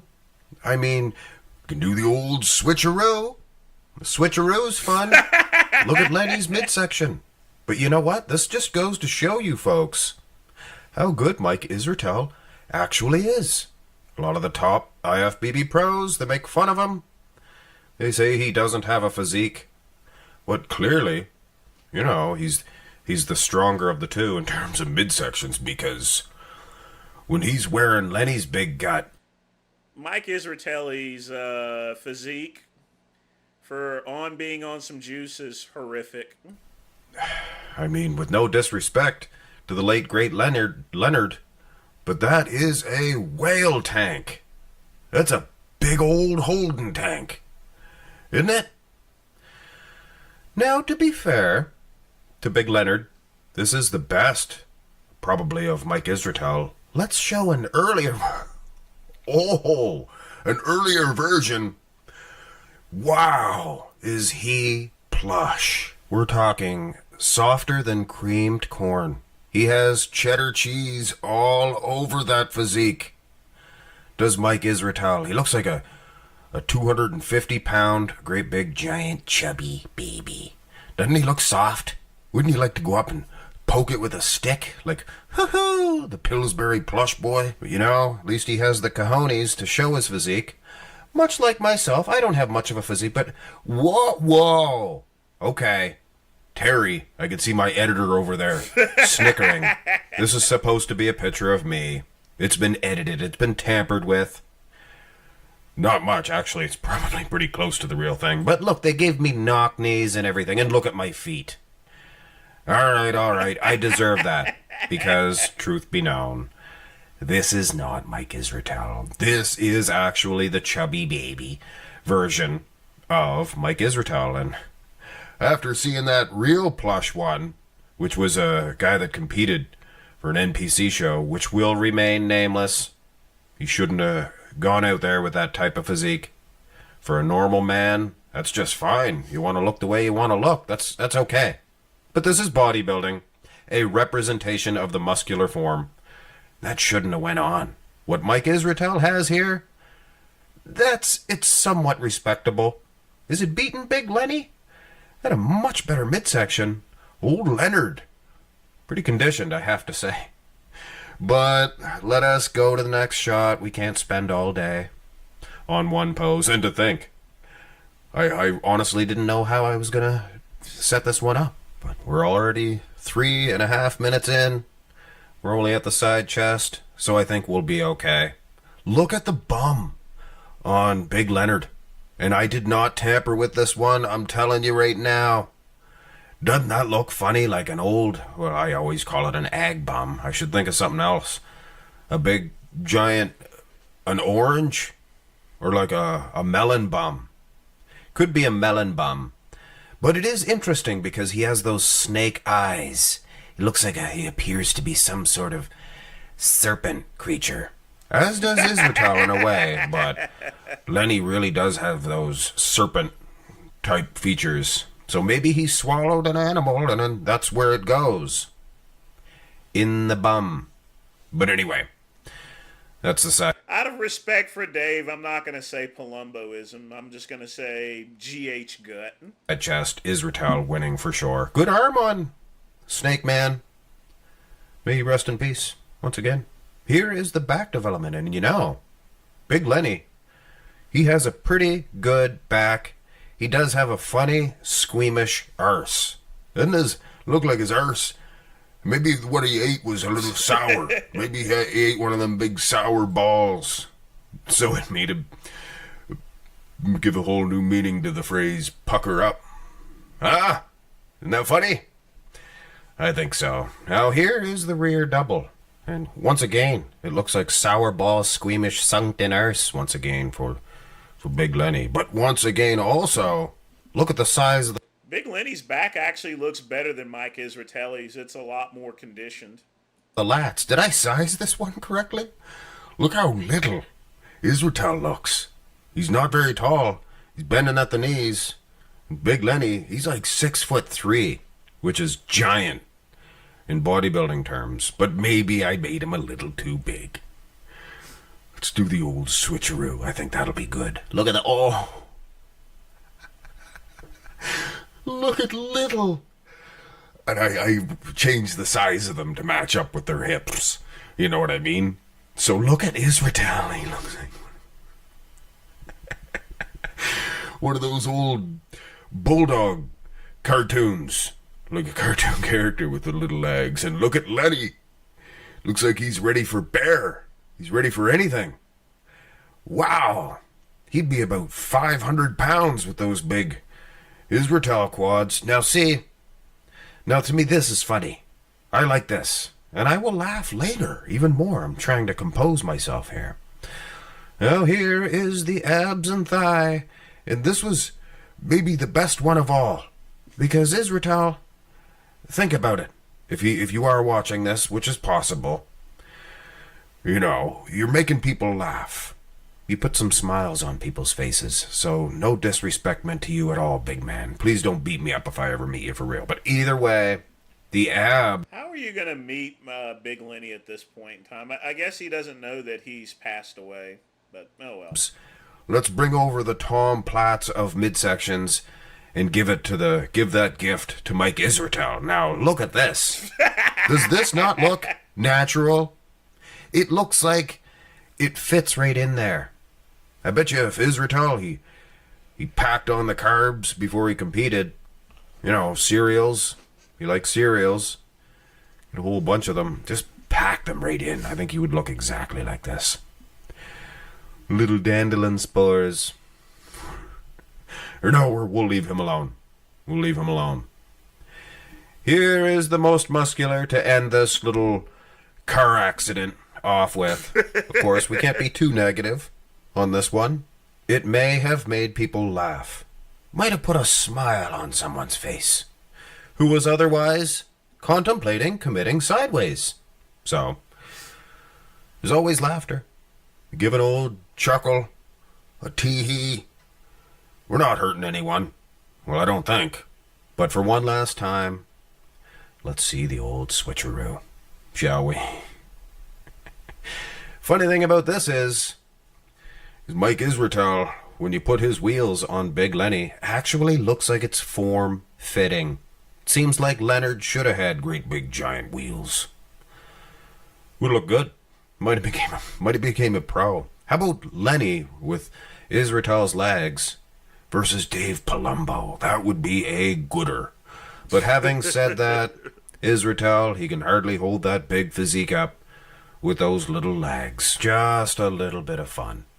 This is not meant to hurt the feelings of Israel. He's rich. He's got a nice big kitchen, just stacked with all kinds of cereals. And I was just trying to get a little crack a smile out of you fellers. Hit thumbs up on the video if you did enjoy it.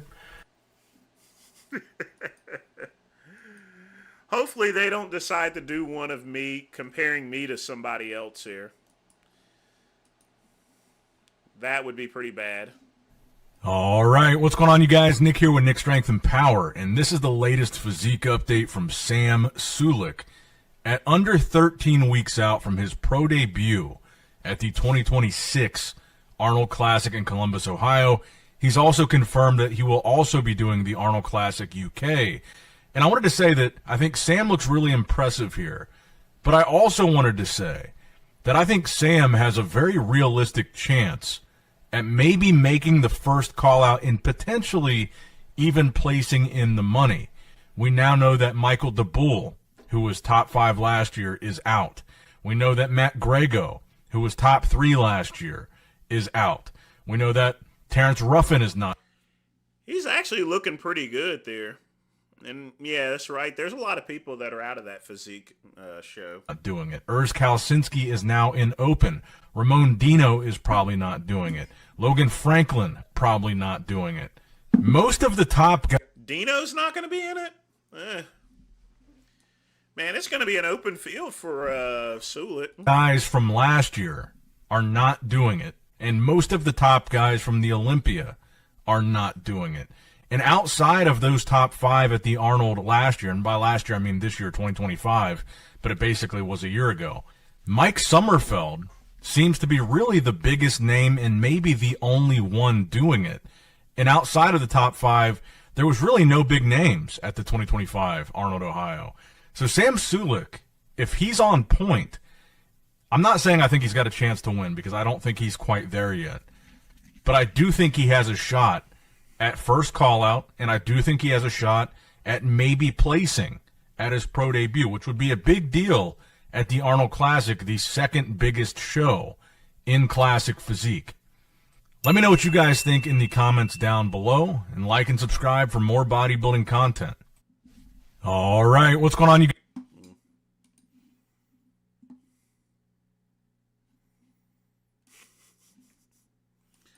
Sulek's looking pretty good, actually. If all those people are not going to be competing, then he definitely has a shot, that's for sure. Definitely. But for all the people that aren't going to show up, who is going to show up that's going to match Sam Sulek? Because remember, this isn't amateur shows that Sam Sulek is going to be doing anymore. These are professionals. And those people that do get on stage, they've won their pro card, and there's a reason why they won their pro card. So it's going to be a tougher show for Sam. Excuse me, ma'am. I'm not a You know man. what? Oh, I'm sorry, ma'am. Did I? I'm not a fucking man. I thought Richard. Richard could be a ma'am. I don't think so, ma'am. Young lady, please chill. I'm not a lady. Ma'am, I didn't mean to. Leave the store. You're calling me a ma'am. I'm not a ma'am. What are you? I'm a sir. You're a sir? I'm a sir. I apologize. Excuse me, ma'am. Do you know where electronics is? I don't see it. It's over there. All right. Thank you, ma'am. Ma'am. Yeah. I'm a nigga. Oh. Yeah, you. I'm sorry. You sure you're not a young lady?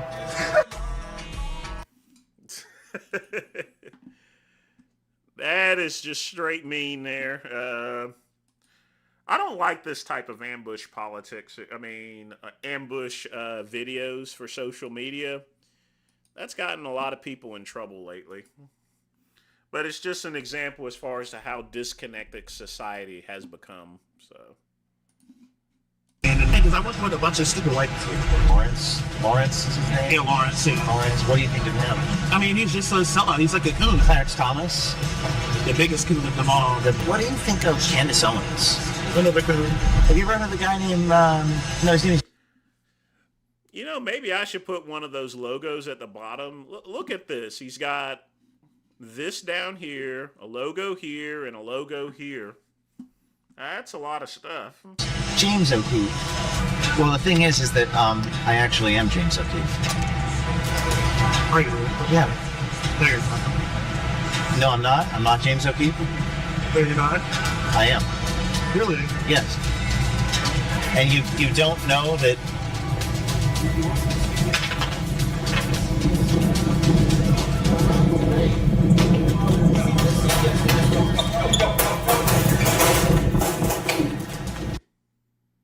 I don't get that.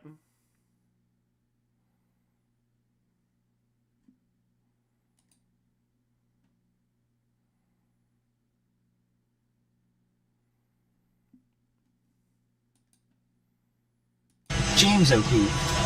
Well, the thing is that I actually am James O'Keefe. Are you? Yeah. No, you're not. No, I'm not. I'm not James O'Keefe. No, you're not. I am. Really? Yes. And you don't know that.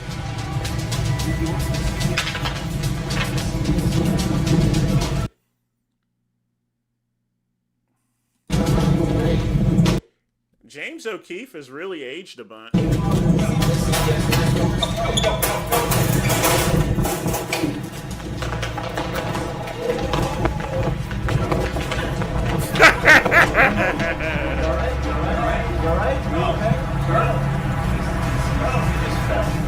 You call black people coons.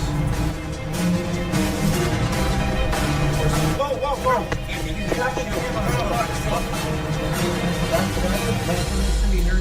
Jonathan Franklin, the man you see across on an undercover date with me, is currently an adjunct professor at Georgetown University. Franklin is scheduled to teach a class on sourcing and interviews technology. What kind of date was this like? Were you two gonna go and start having sex with each other? Is he a homosexual or something, or? In the spring. More on that later. Franklin is also a former correspondent from National Public Radio that wrote about issues concerning race, culture, identity, and justice. Now, in our meeting, Jonathan claimed he was a national correspondent for CBS, a detail that I believed at the time. I later discovered that this was false and that he was lying to me. Lawrence is his name? Yeah, Lawrence. Yeah. Lawrence, what do you think of him? I mean, he's just a sellout. He's like a coon. Herschel Walker, like all of them. Like Clarence Thomas? The biggest coon of them all. What do you think of Candace Owens? Her situation. Annoying. She's crazy. She's cracking me up. So, is she another, like, what we said? Another coon. Yeah. Yeah. She is. She is. Turkey over. Rosa. She sells out to, like, white people? Yeah. Yes. Selling your soul to the Uncle Sam, the white man, and it's just assuming that aligning your views with him or with that point of view is going to get you ahead and it's actually going to set you back. Because I once met a bunch of stupid white people. Stupid white people? Yeah. Like, a spade is a spade. So, like, I am ashamed, to be honest with you. I am a real white girl. Like, no, you're fine. I'm so ashamed of my race. So Candace is a coon, too. Yeah. Or a sellout. Sellout's like we could just go with sellout. What's the difference between the two? I mean, it's just basically interchangeable, but sellout is more of like politically correct. Jonathan Franklin's body of work while at NPR was focused on black culture, race, and justice, and here he is throwing around racial slurs. Well, this is where ambush politics actually somewhat works here.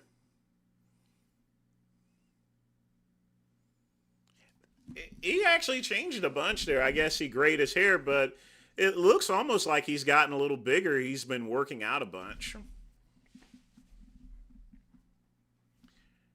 Did some posing tribute, blindfolded like Cedric McMillan. I remember meeting him there. He was a pretty cool guy, though, so it's pretty sad what happened to him. date, I encouraged Jonathan to speak his mind and tell the public what he really thinks with the career that he's had. You should say this publicly. I mean, like, it would be interesting, refreshing. A lot of people would not like to hear my thoughts. No? I mean people probably would. They're probably, you know what? Yes, I was thinking that. You are a journalist, you know? I'd have to stop being a journalist for me to say what I really want to say. That's crazy, though.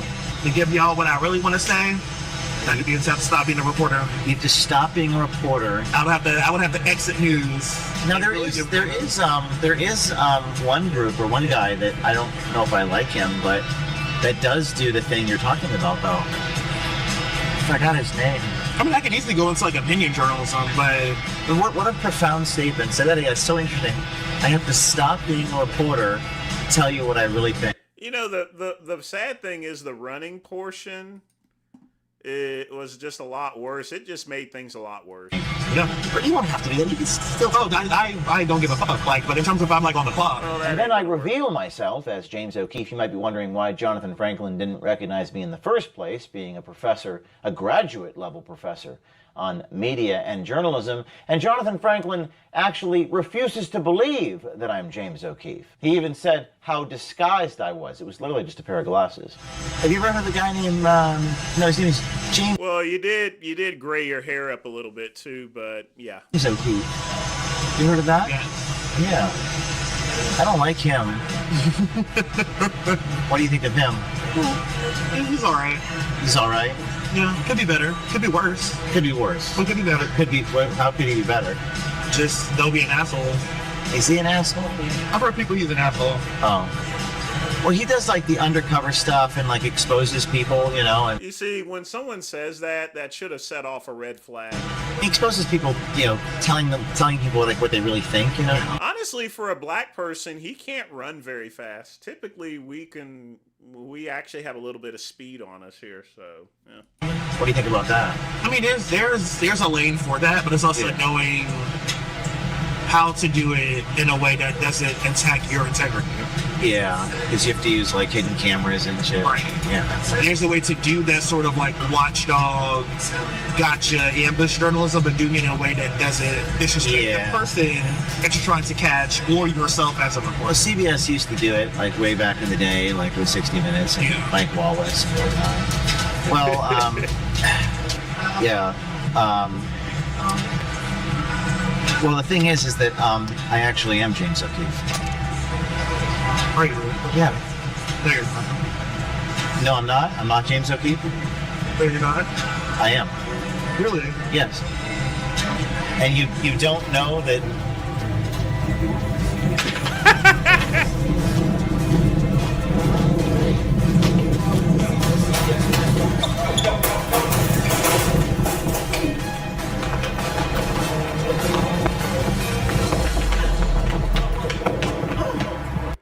Like I said before, black people can typically run pretty fast, but if someone like James O'Keefe can catch up with this guy, I mean, there must be something wrong. Vince, do you think Chris Acheto's a dangerous coach? Quick pump with the $2 donation. No. I know a lot more dangerous people. I'm not going to name any names, but one of them doesn't like Sean Ray too much. Another one pretended that he got shot in the line of duty. And then one, he's a good friend of mine. I've not spoken with him in years. He did some horrible things to women bodybuilders and stuff. So comparing that to Chris Aceto's pretty safe there. But again, I do want to thank you for the donation. But if you ever, like I said, if I ever had a friend that decided to go with these types of people, I would tell them to avoid them like the plague. But there are some dangerous coaches out there. Chris Aceto isn't really one of them there. So. You all right? You all right? You all right? You okay? He just fell. Are you okay? Are you okay? Do you want us to call an ambulance? No. Are you sure? Sure. Are you injured? Yes. What happened? I fell. Yeah, what? Are you okay? Yes. We don't want you to get injured. Yes, I'm injured. That's not our intent. I'm injured. Do you need us to go for help? No. Okay. Are you sure you're okay? Why is he doing this stuff for anyway? Sir, you call black people, quote, coons. You work for CBS News, you're a national correspondent. Whoa! Hey, man. He's tracking the camera. Chill. That's a misdemeanor. You can't. No, I was sued. Stop. Okay, I will stop. I just want to ask. Is this you, fake or why did something? you Nobody call runs like that. black people coons. Stop. That work from the media. Stop. You I work was for. sued. What's that? Stop. I was sued. Stop. Sue me for what? Stop. I'm a reporter. No. Don't. You work for CBS News. You're a national correspondent. I don't work for CBS. You don't? No. You lied about that? Yes. Did you work for NPR? No. Is this guy for real? Yes. Now, Hold we're on a grateful that Jonathan Franklin wasn't. Is this guy even for real? Let me see. Does this guy exist, or is this some sort of candid camera bullshit?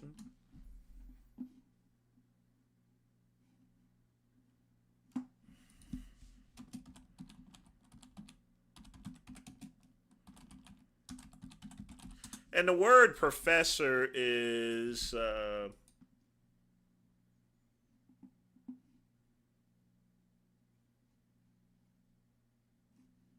no picture there.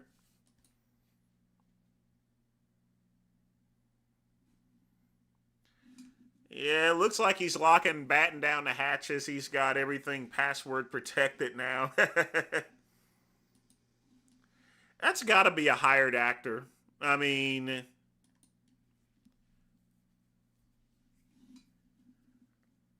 well, no, that's him, all right.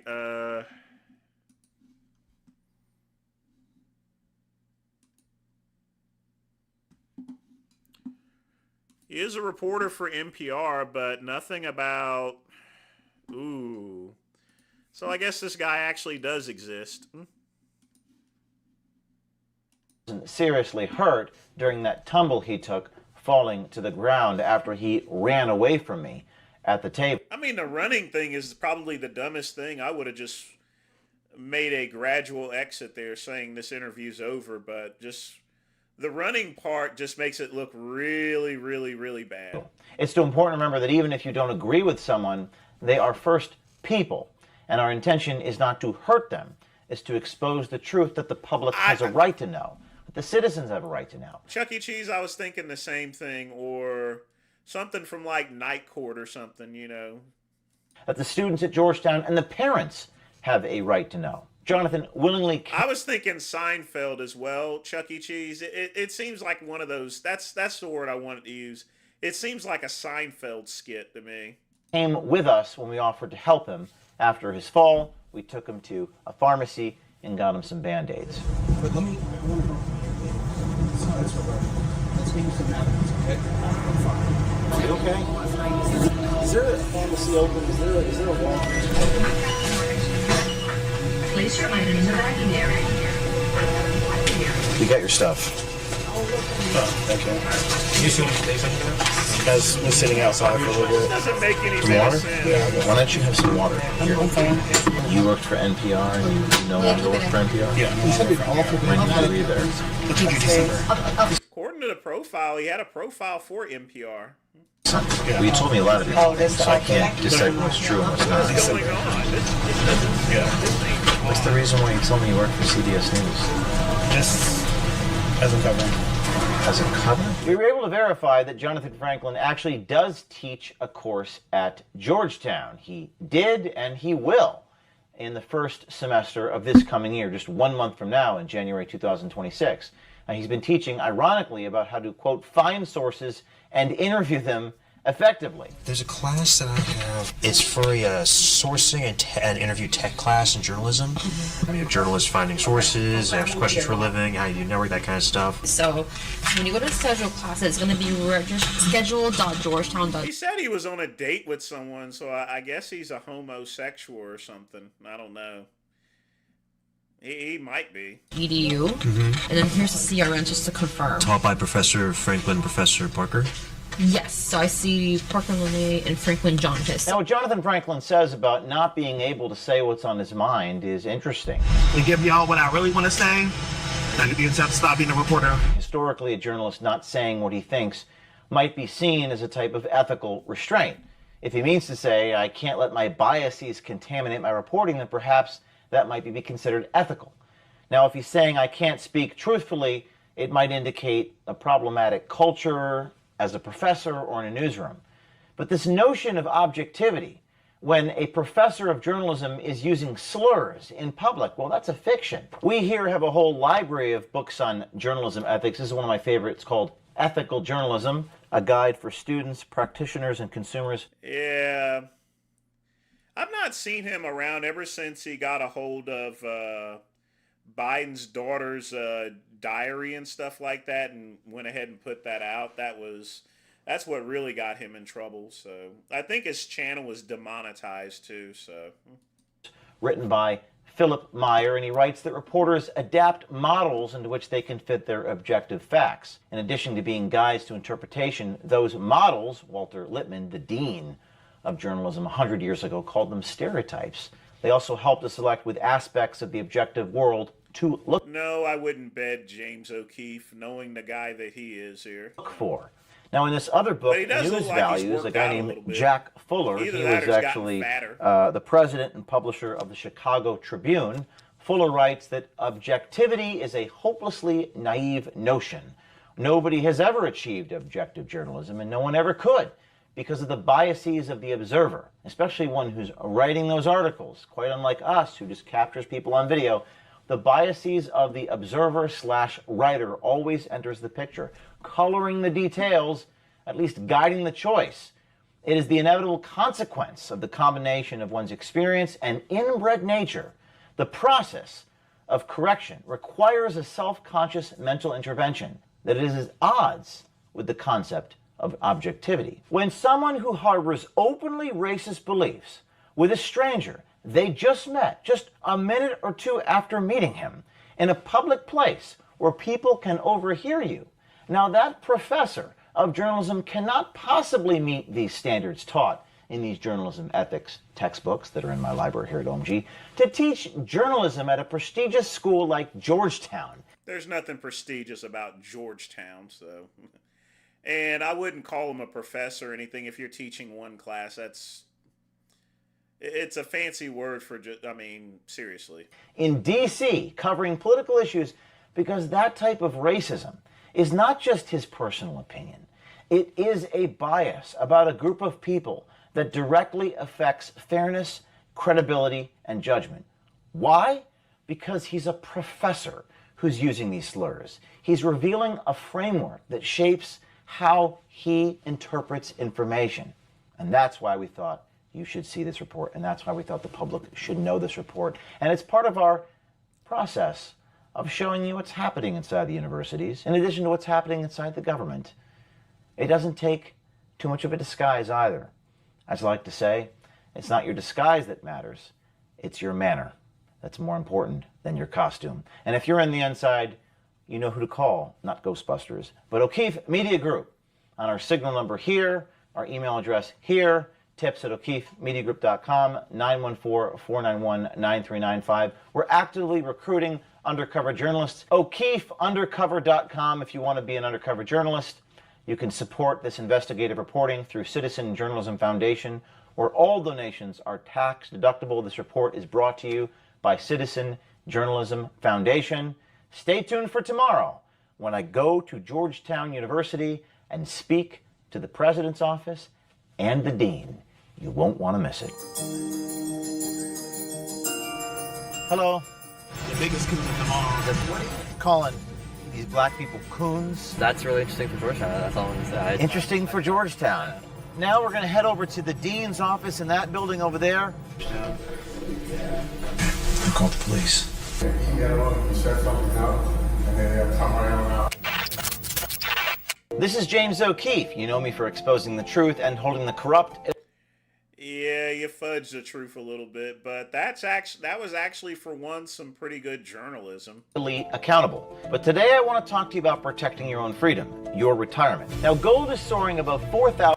All right, we're done with that. We're not going to watch any advertising bullcrap to that.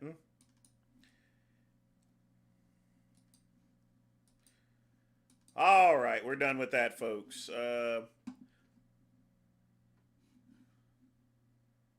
Lamar here? Where? I don't see Lamar. Is Lamar here? I don't see him. Quick Pump.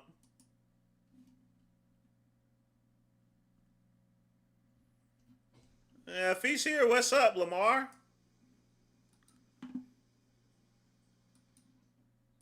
Hey guys. Oh my god. Ew, what is that? Few doctors have replied to this saying that this is a type of herpes, but I would argue that that is not herpes. The answer isn't quite so simple. Now this is a herpes rash, specifically herpes zoster, also known as shingles, and as you can see it does have this what we call vesicular appearance, where it's got multiple tiny blisters with this clear fluid inside. But herpes isn't the only cause of a vesicular rash. It can also be caused by poison ivy exposure, or dyshydrotic eczema, also known as pompelix. As an honorary gym bro, I also know that it's very common to wear these wrist straps, which can be a source of irritation at the wrist, which is a common trigger for eczema. It also mentions that the rash just came on during the gym session and would be very unlikely for shingles to go from 0 to full rash just in a couple of hours, since it usually has some intense pain and itching before the rash appears. But I might burst some bubbles here by saying ultimately we can't be certain unless we actually see the patient and at least take a history. Yeah, that ain't no herpes. That, you know, that's just a rash. I mean, yeah, it don't come on like this. And like I said, I just wouldn't bed someone like James O'Keefe. Okay, breathe in and out. Now, if he freely gave me some ass and he put a paper bag on his head and I was really drunk and it was nighttime, yeah, he might get one in the keister, but I wouldn't make breakfast in the morning. I would just tell him that, hey, I got to go to work early or something.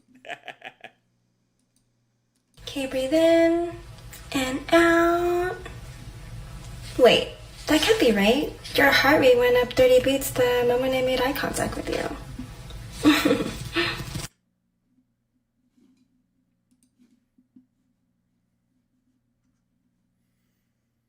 What's that chink sound in my house here? There's a chinking noise or something.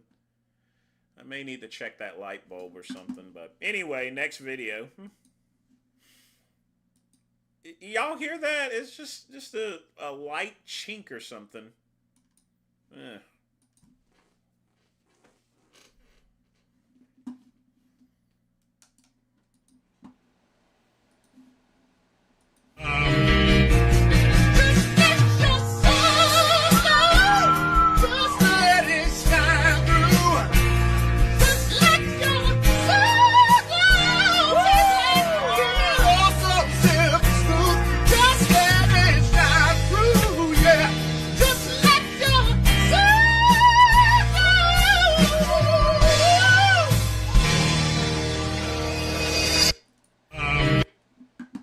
I did not know that was him. I really didn't.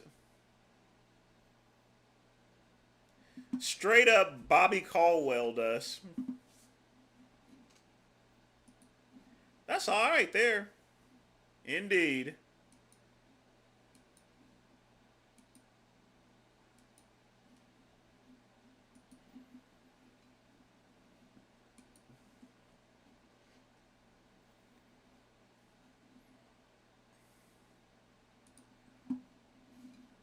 Let's see what Most my places cousin's don't doing. usually have gratuity here in Japan, but Have you guys certain seen places how sometimes big he do. is? All right, thank you. Arigato. He's just getting straight up yoked. Got the Wagyu beef up front here.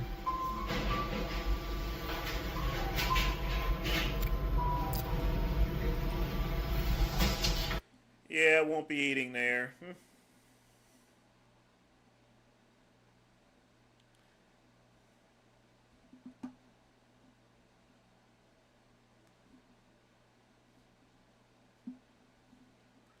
More of the Sora videos.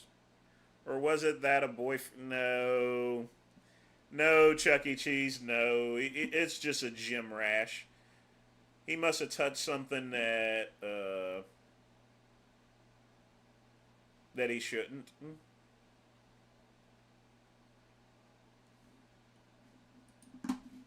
I can't believe this man MLK had the audacity to call my phone and challenge me to a one-on-one. I've been doing this before he was born, you hear me? This ain't no dream, this a nightmare. Tight-ass church clothes. I'm finna put him... In this moment, she once fought for her seat. She now fights for her championship belt. Rosa Parks! History in every step. Go.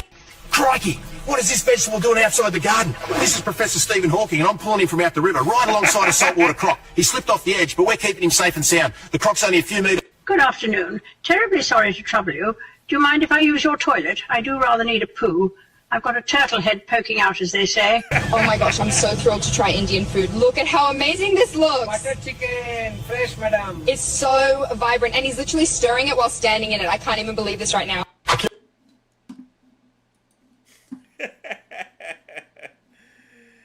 Yeah, the AI is now getting pretty... It's getting kind of scary.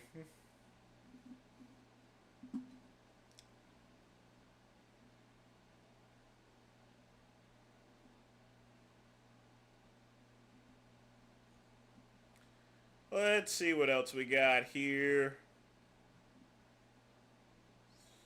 Oh, boy. I'll be right back, folks. Hold on. I know what I need to do. Ow, ow, ow, ow.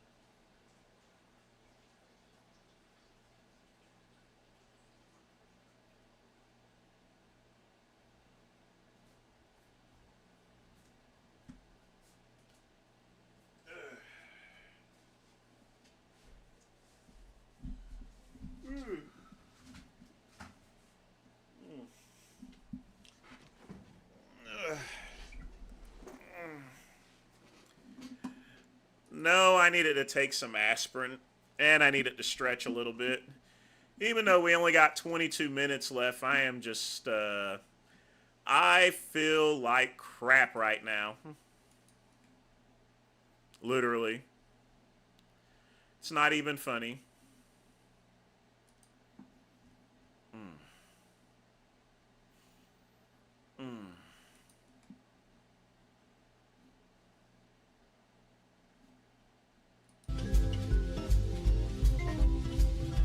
Alright, folks, get your questions in.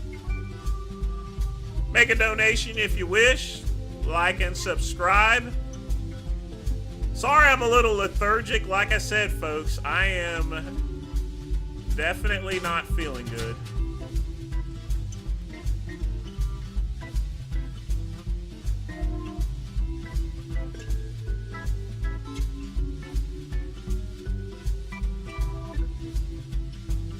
Oh, I know what I wanted to show you guys. Y'all check this stuff out here. I thought that this was pretty cool. Now, actually, I thought, I was watching this for Nas. I was thinking that this person might be my grandfather. I don't believe it is now, but I thought this was pretty cool, so hold on, where is it? Looks like they've been putting up a lot of stuff.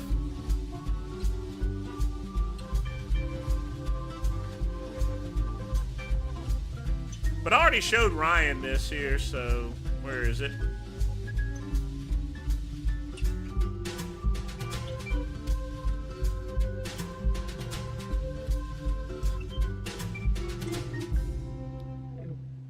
I swear everything just gets missing these days.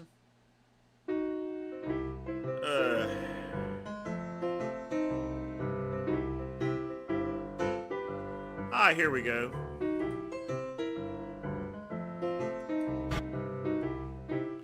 I'm only gonna play a little bit of this here.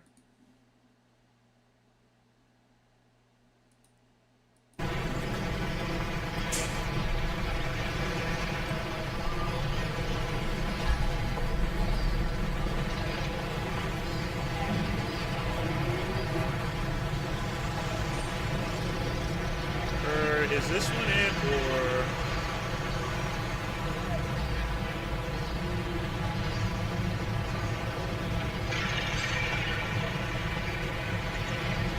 No, this one's not it. This is not the right one. Hold on a minute. I will find it.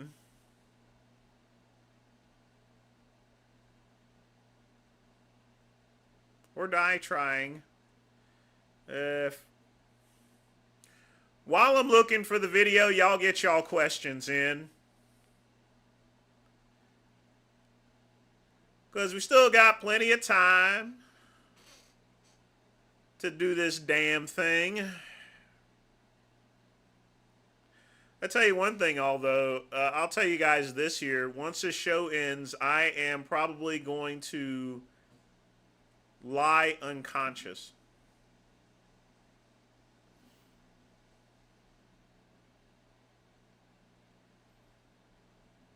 I mean, I'm going to be knocked out, literally. I'll just be honest with you. I am going to be laid out. But I still wanted to do the show for my peoples, my fellow piss troopers and everything, you know. It's very important. It's still, you know, like I said, I enjoy doing my live streams, so sort of like a relaxing time. What did you send? Oh, yeah.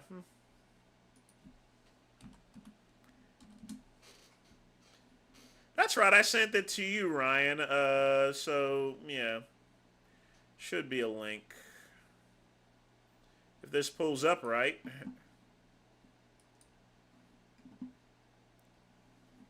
Oh, I had the right video.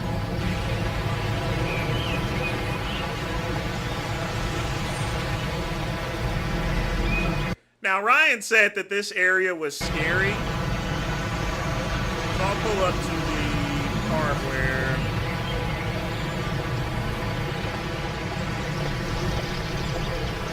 And to me, it's not really a scary neighborhood. In fact, this area here, it looks exactly the same, like nothing's changed. Except for the cars, everything looks pretty much the same. Buildings and all, nothing has been built over, so.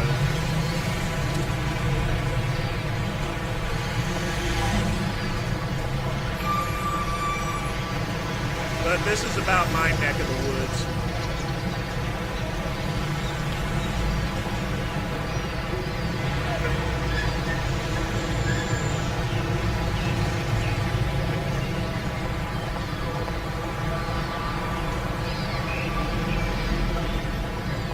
Hold on, let me pull up to where it is at here.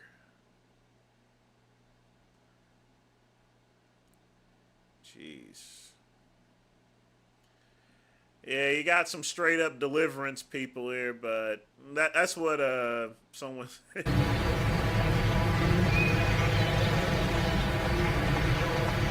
He's up there winking because he's gonna make you squeal like a pig. Yee!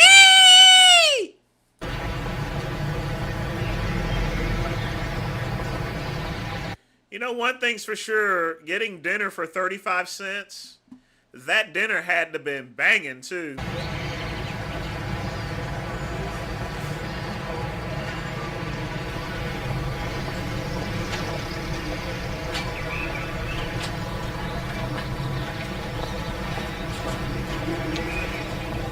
If you guys want an idea as far as to where my mom and family grew up at, it's in areas like this.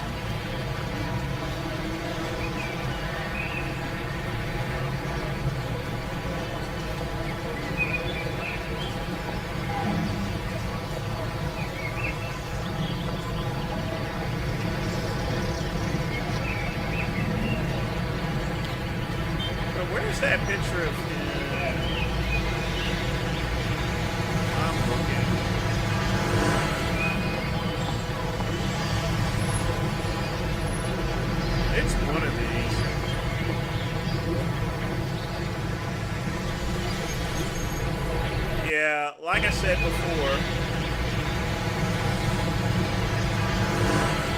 some of the people weren't too friendly around the camera. There you go, folks.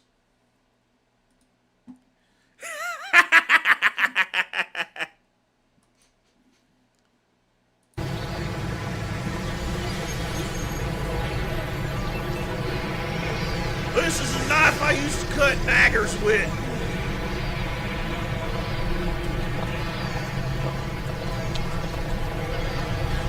You know, these people actually remastered place, and I'll tell you right now, folks, if you this here is Angler, North Carolina. If you go there today, it looks exactly the same. Signs and all, except the cars are going to be different. These particular buildings, they haven't changed one bit. I kid you not, either.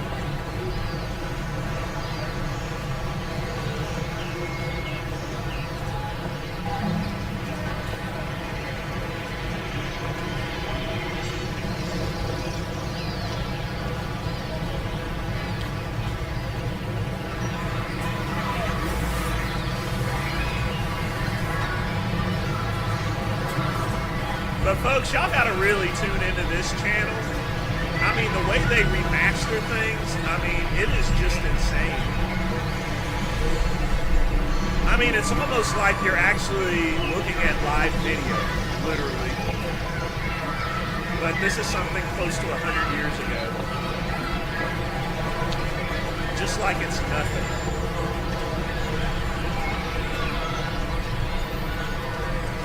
But yeah, this is Angler, South Carolina. It's about a half hour from Raleigh. And a little close by to Mount Airy. Well, actually about 45 minutes from Mount Airy.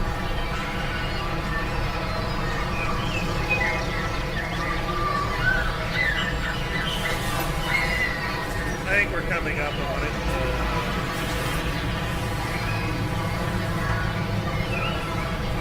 Well, no, the talkies were already around Chuck E. Cheese. They started in the 30s.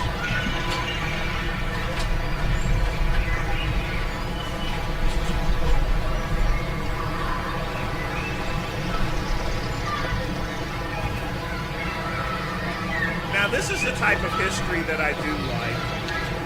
Just people going on about their business.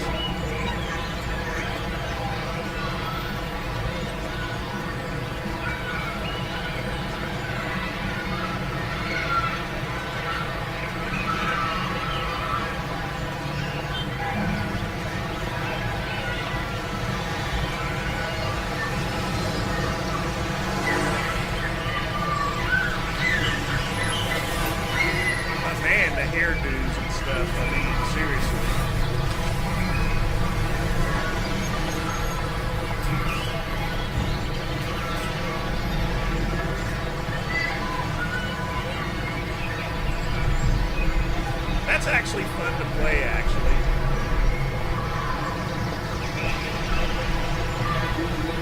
But if you notice, a lot of the kids are walking around barefooted. Most kids that age, they didn't get shoes until they were like teenagers. So a lot of them did walk around barefooted. So that's normal for that time, even my mom. So in any event, yeah. Hold on a minute. Let me see.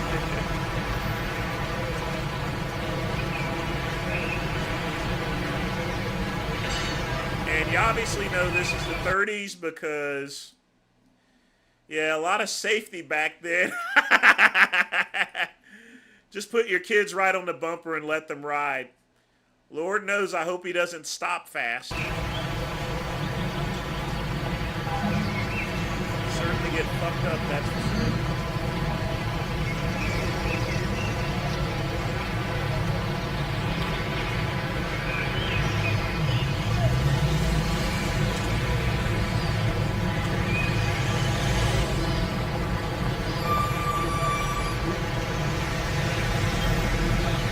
Actually has shoes. Must come from a wealthy family, or what they call much to do.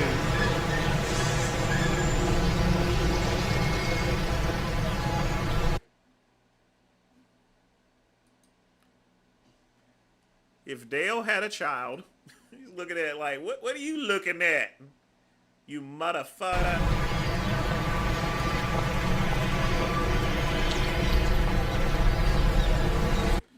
It's just amazing how how clean it has these videos. I mean, really. I mean, in fact, I would honestly say it's kind of frightening.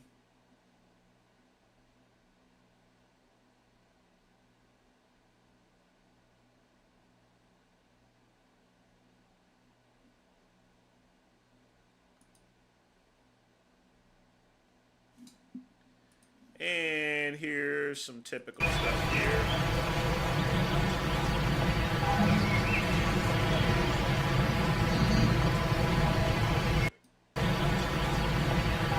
Now, let me give you some context behind this here. These people whoa. Camera didn't help him too much here, but... yeah, they're probably working in a mill or something like that. There was a lot of mill work back then, so that was your typical dress there. So nobody didn't have no money in Angler, at least, or any of these other spots.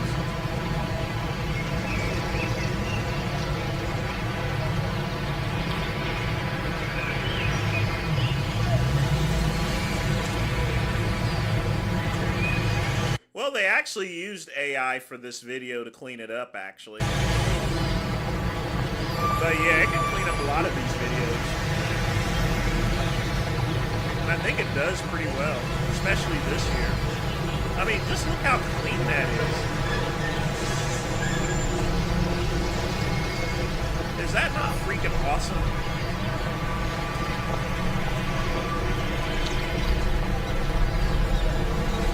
One thing I really liked was the cars back then. They had the curves and everything. Why don't cars have styles like this anymore? I just don't get that. I just really don't. But that was good. But folks, 7 minutes. Get your questions in. And I think we're going to end as far as videos on that here.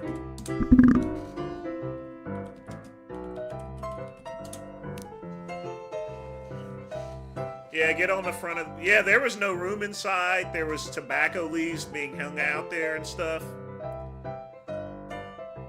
Now, I never did anything like that. I rode in the back of pickup trucks. But no, never on the front of the bumper. That's just freaking nuts. Quick pump, I'm still working on that. It's just a mess. I may just have to create an animated description of what I look like, to be honest with you. But we shall see.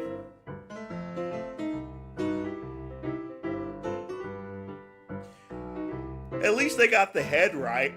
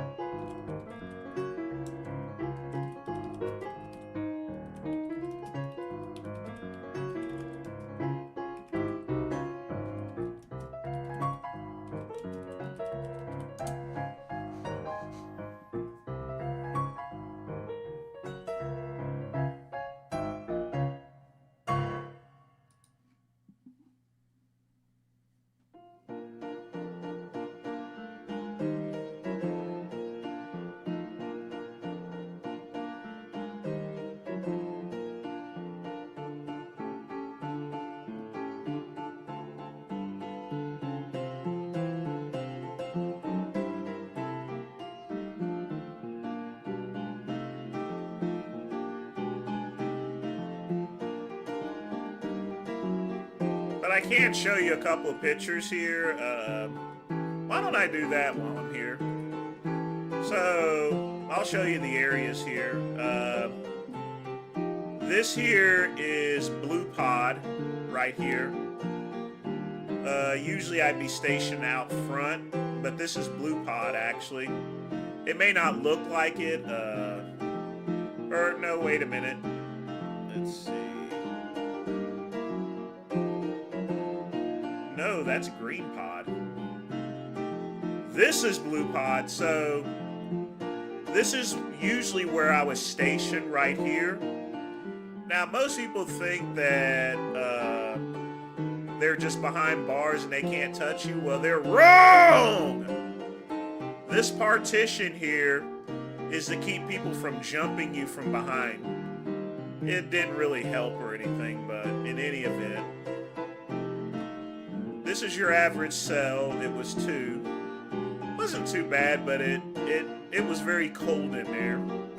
So a lot of times they would cover up the vents. This right here, this area, this is where I used to put my cigarette butts out. Until they made an announcement, stop putting out your cigar butts. They used to put them out on the side right here. And we would just sit out here and smoke, but you can't do that anymore from what I understand.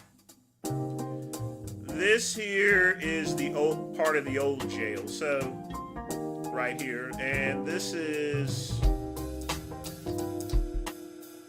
judging by the angle, I would honestly say this is S or T block. Now this is the pods. See, this here is the old portion of the jail.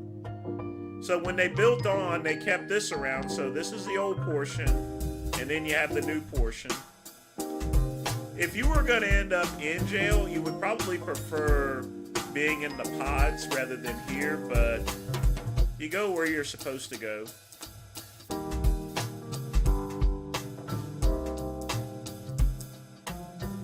This here is a rec area, sort of.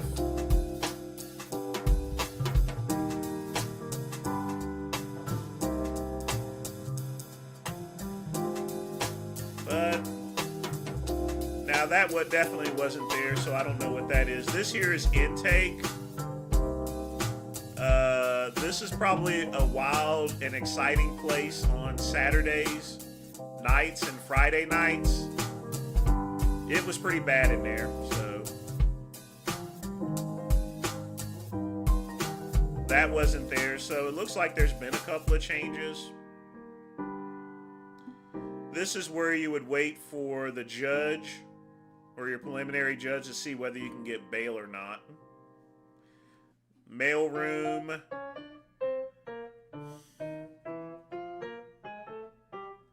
That wasn't there. I don't know what that is. Phones were there, but that's a good tour of the place.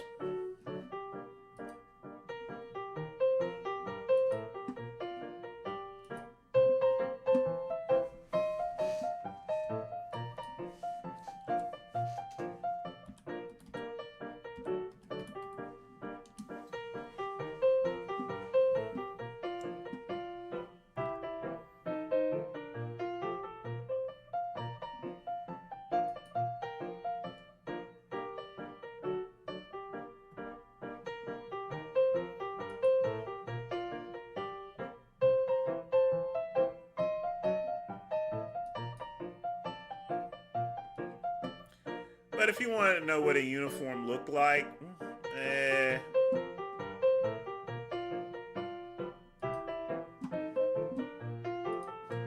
this is a typical uniform, and that's what I wore. So that's if you wanted to know what I looked like back then without the sergeant bars. Now my outfit was a little bit different because I wore an Under Armour shirt. Other than that, it's pretty much about the same.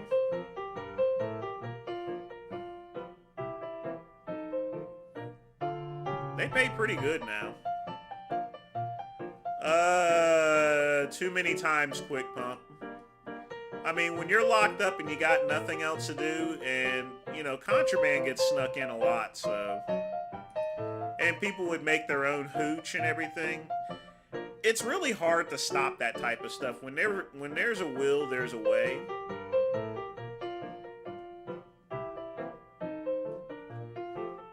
But eventually I'll get it put together of some type. So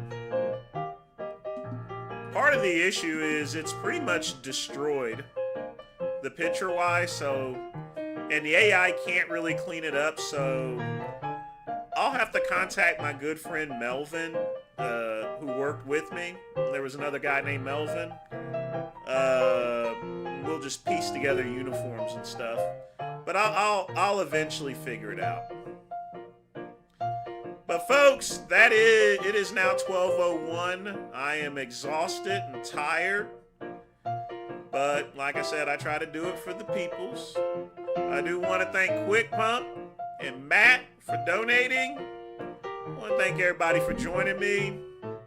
Sorry I was a little lethargic tonight, but it can't be helped, you know.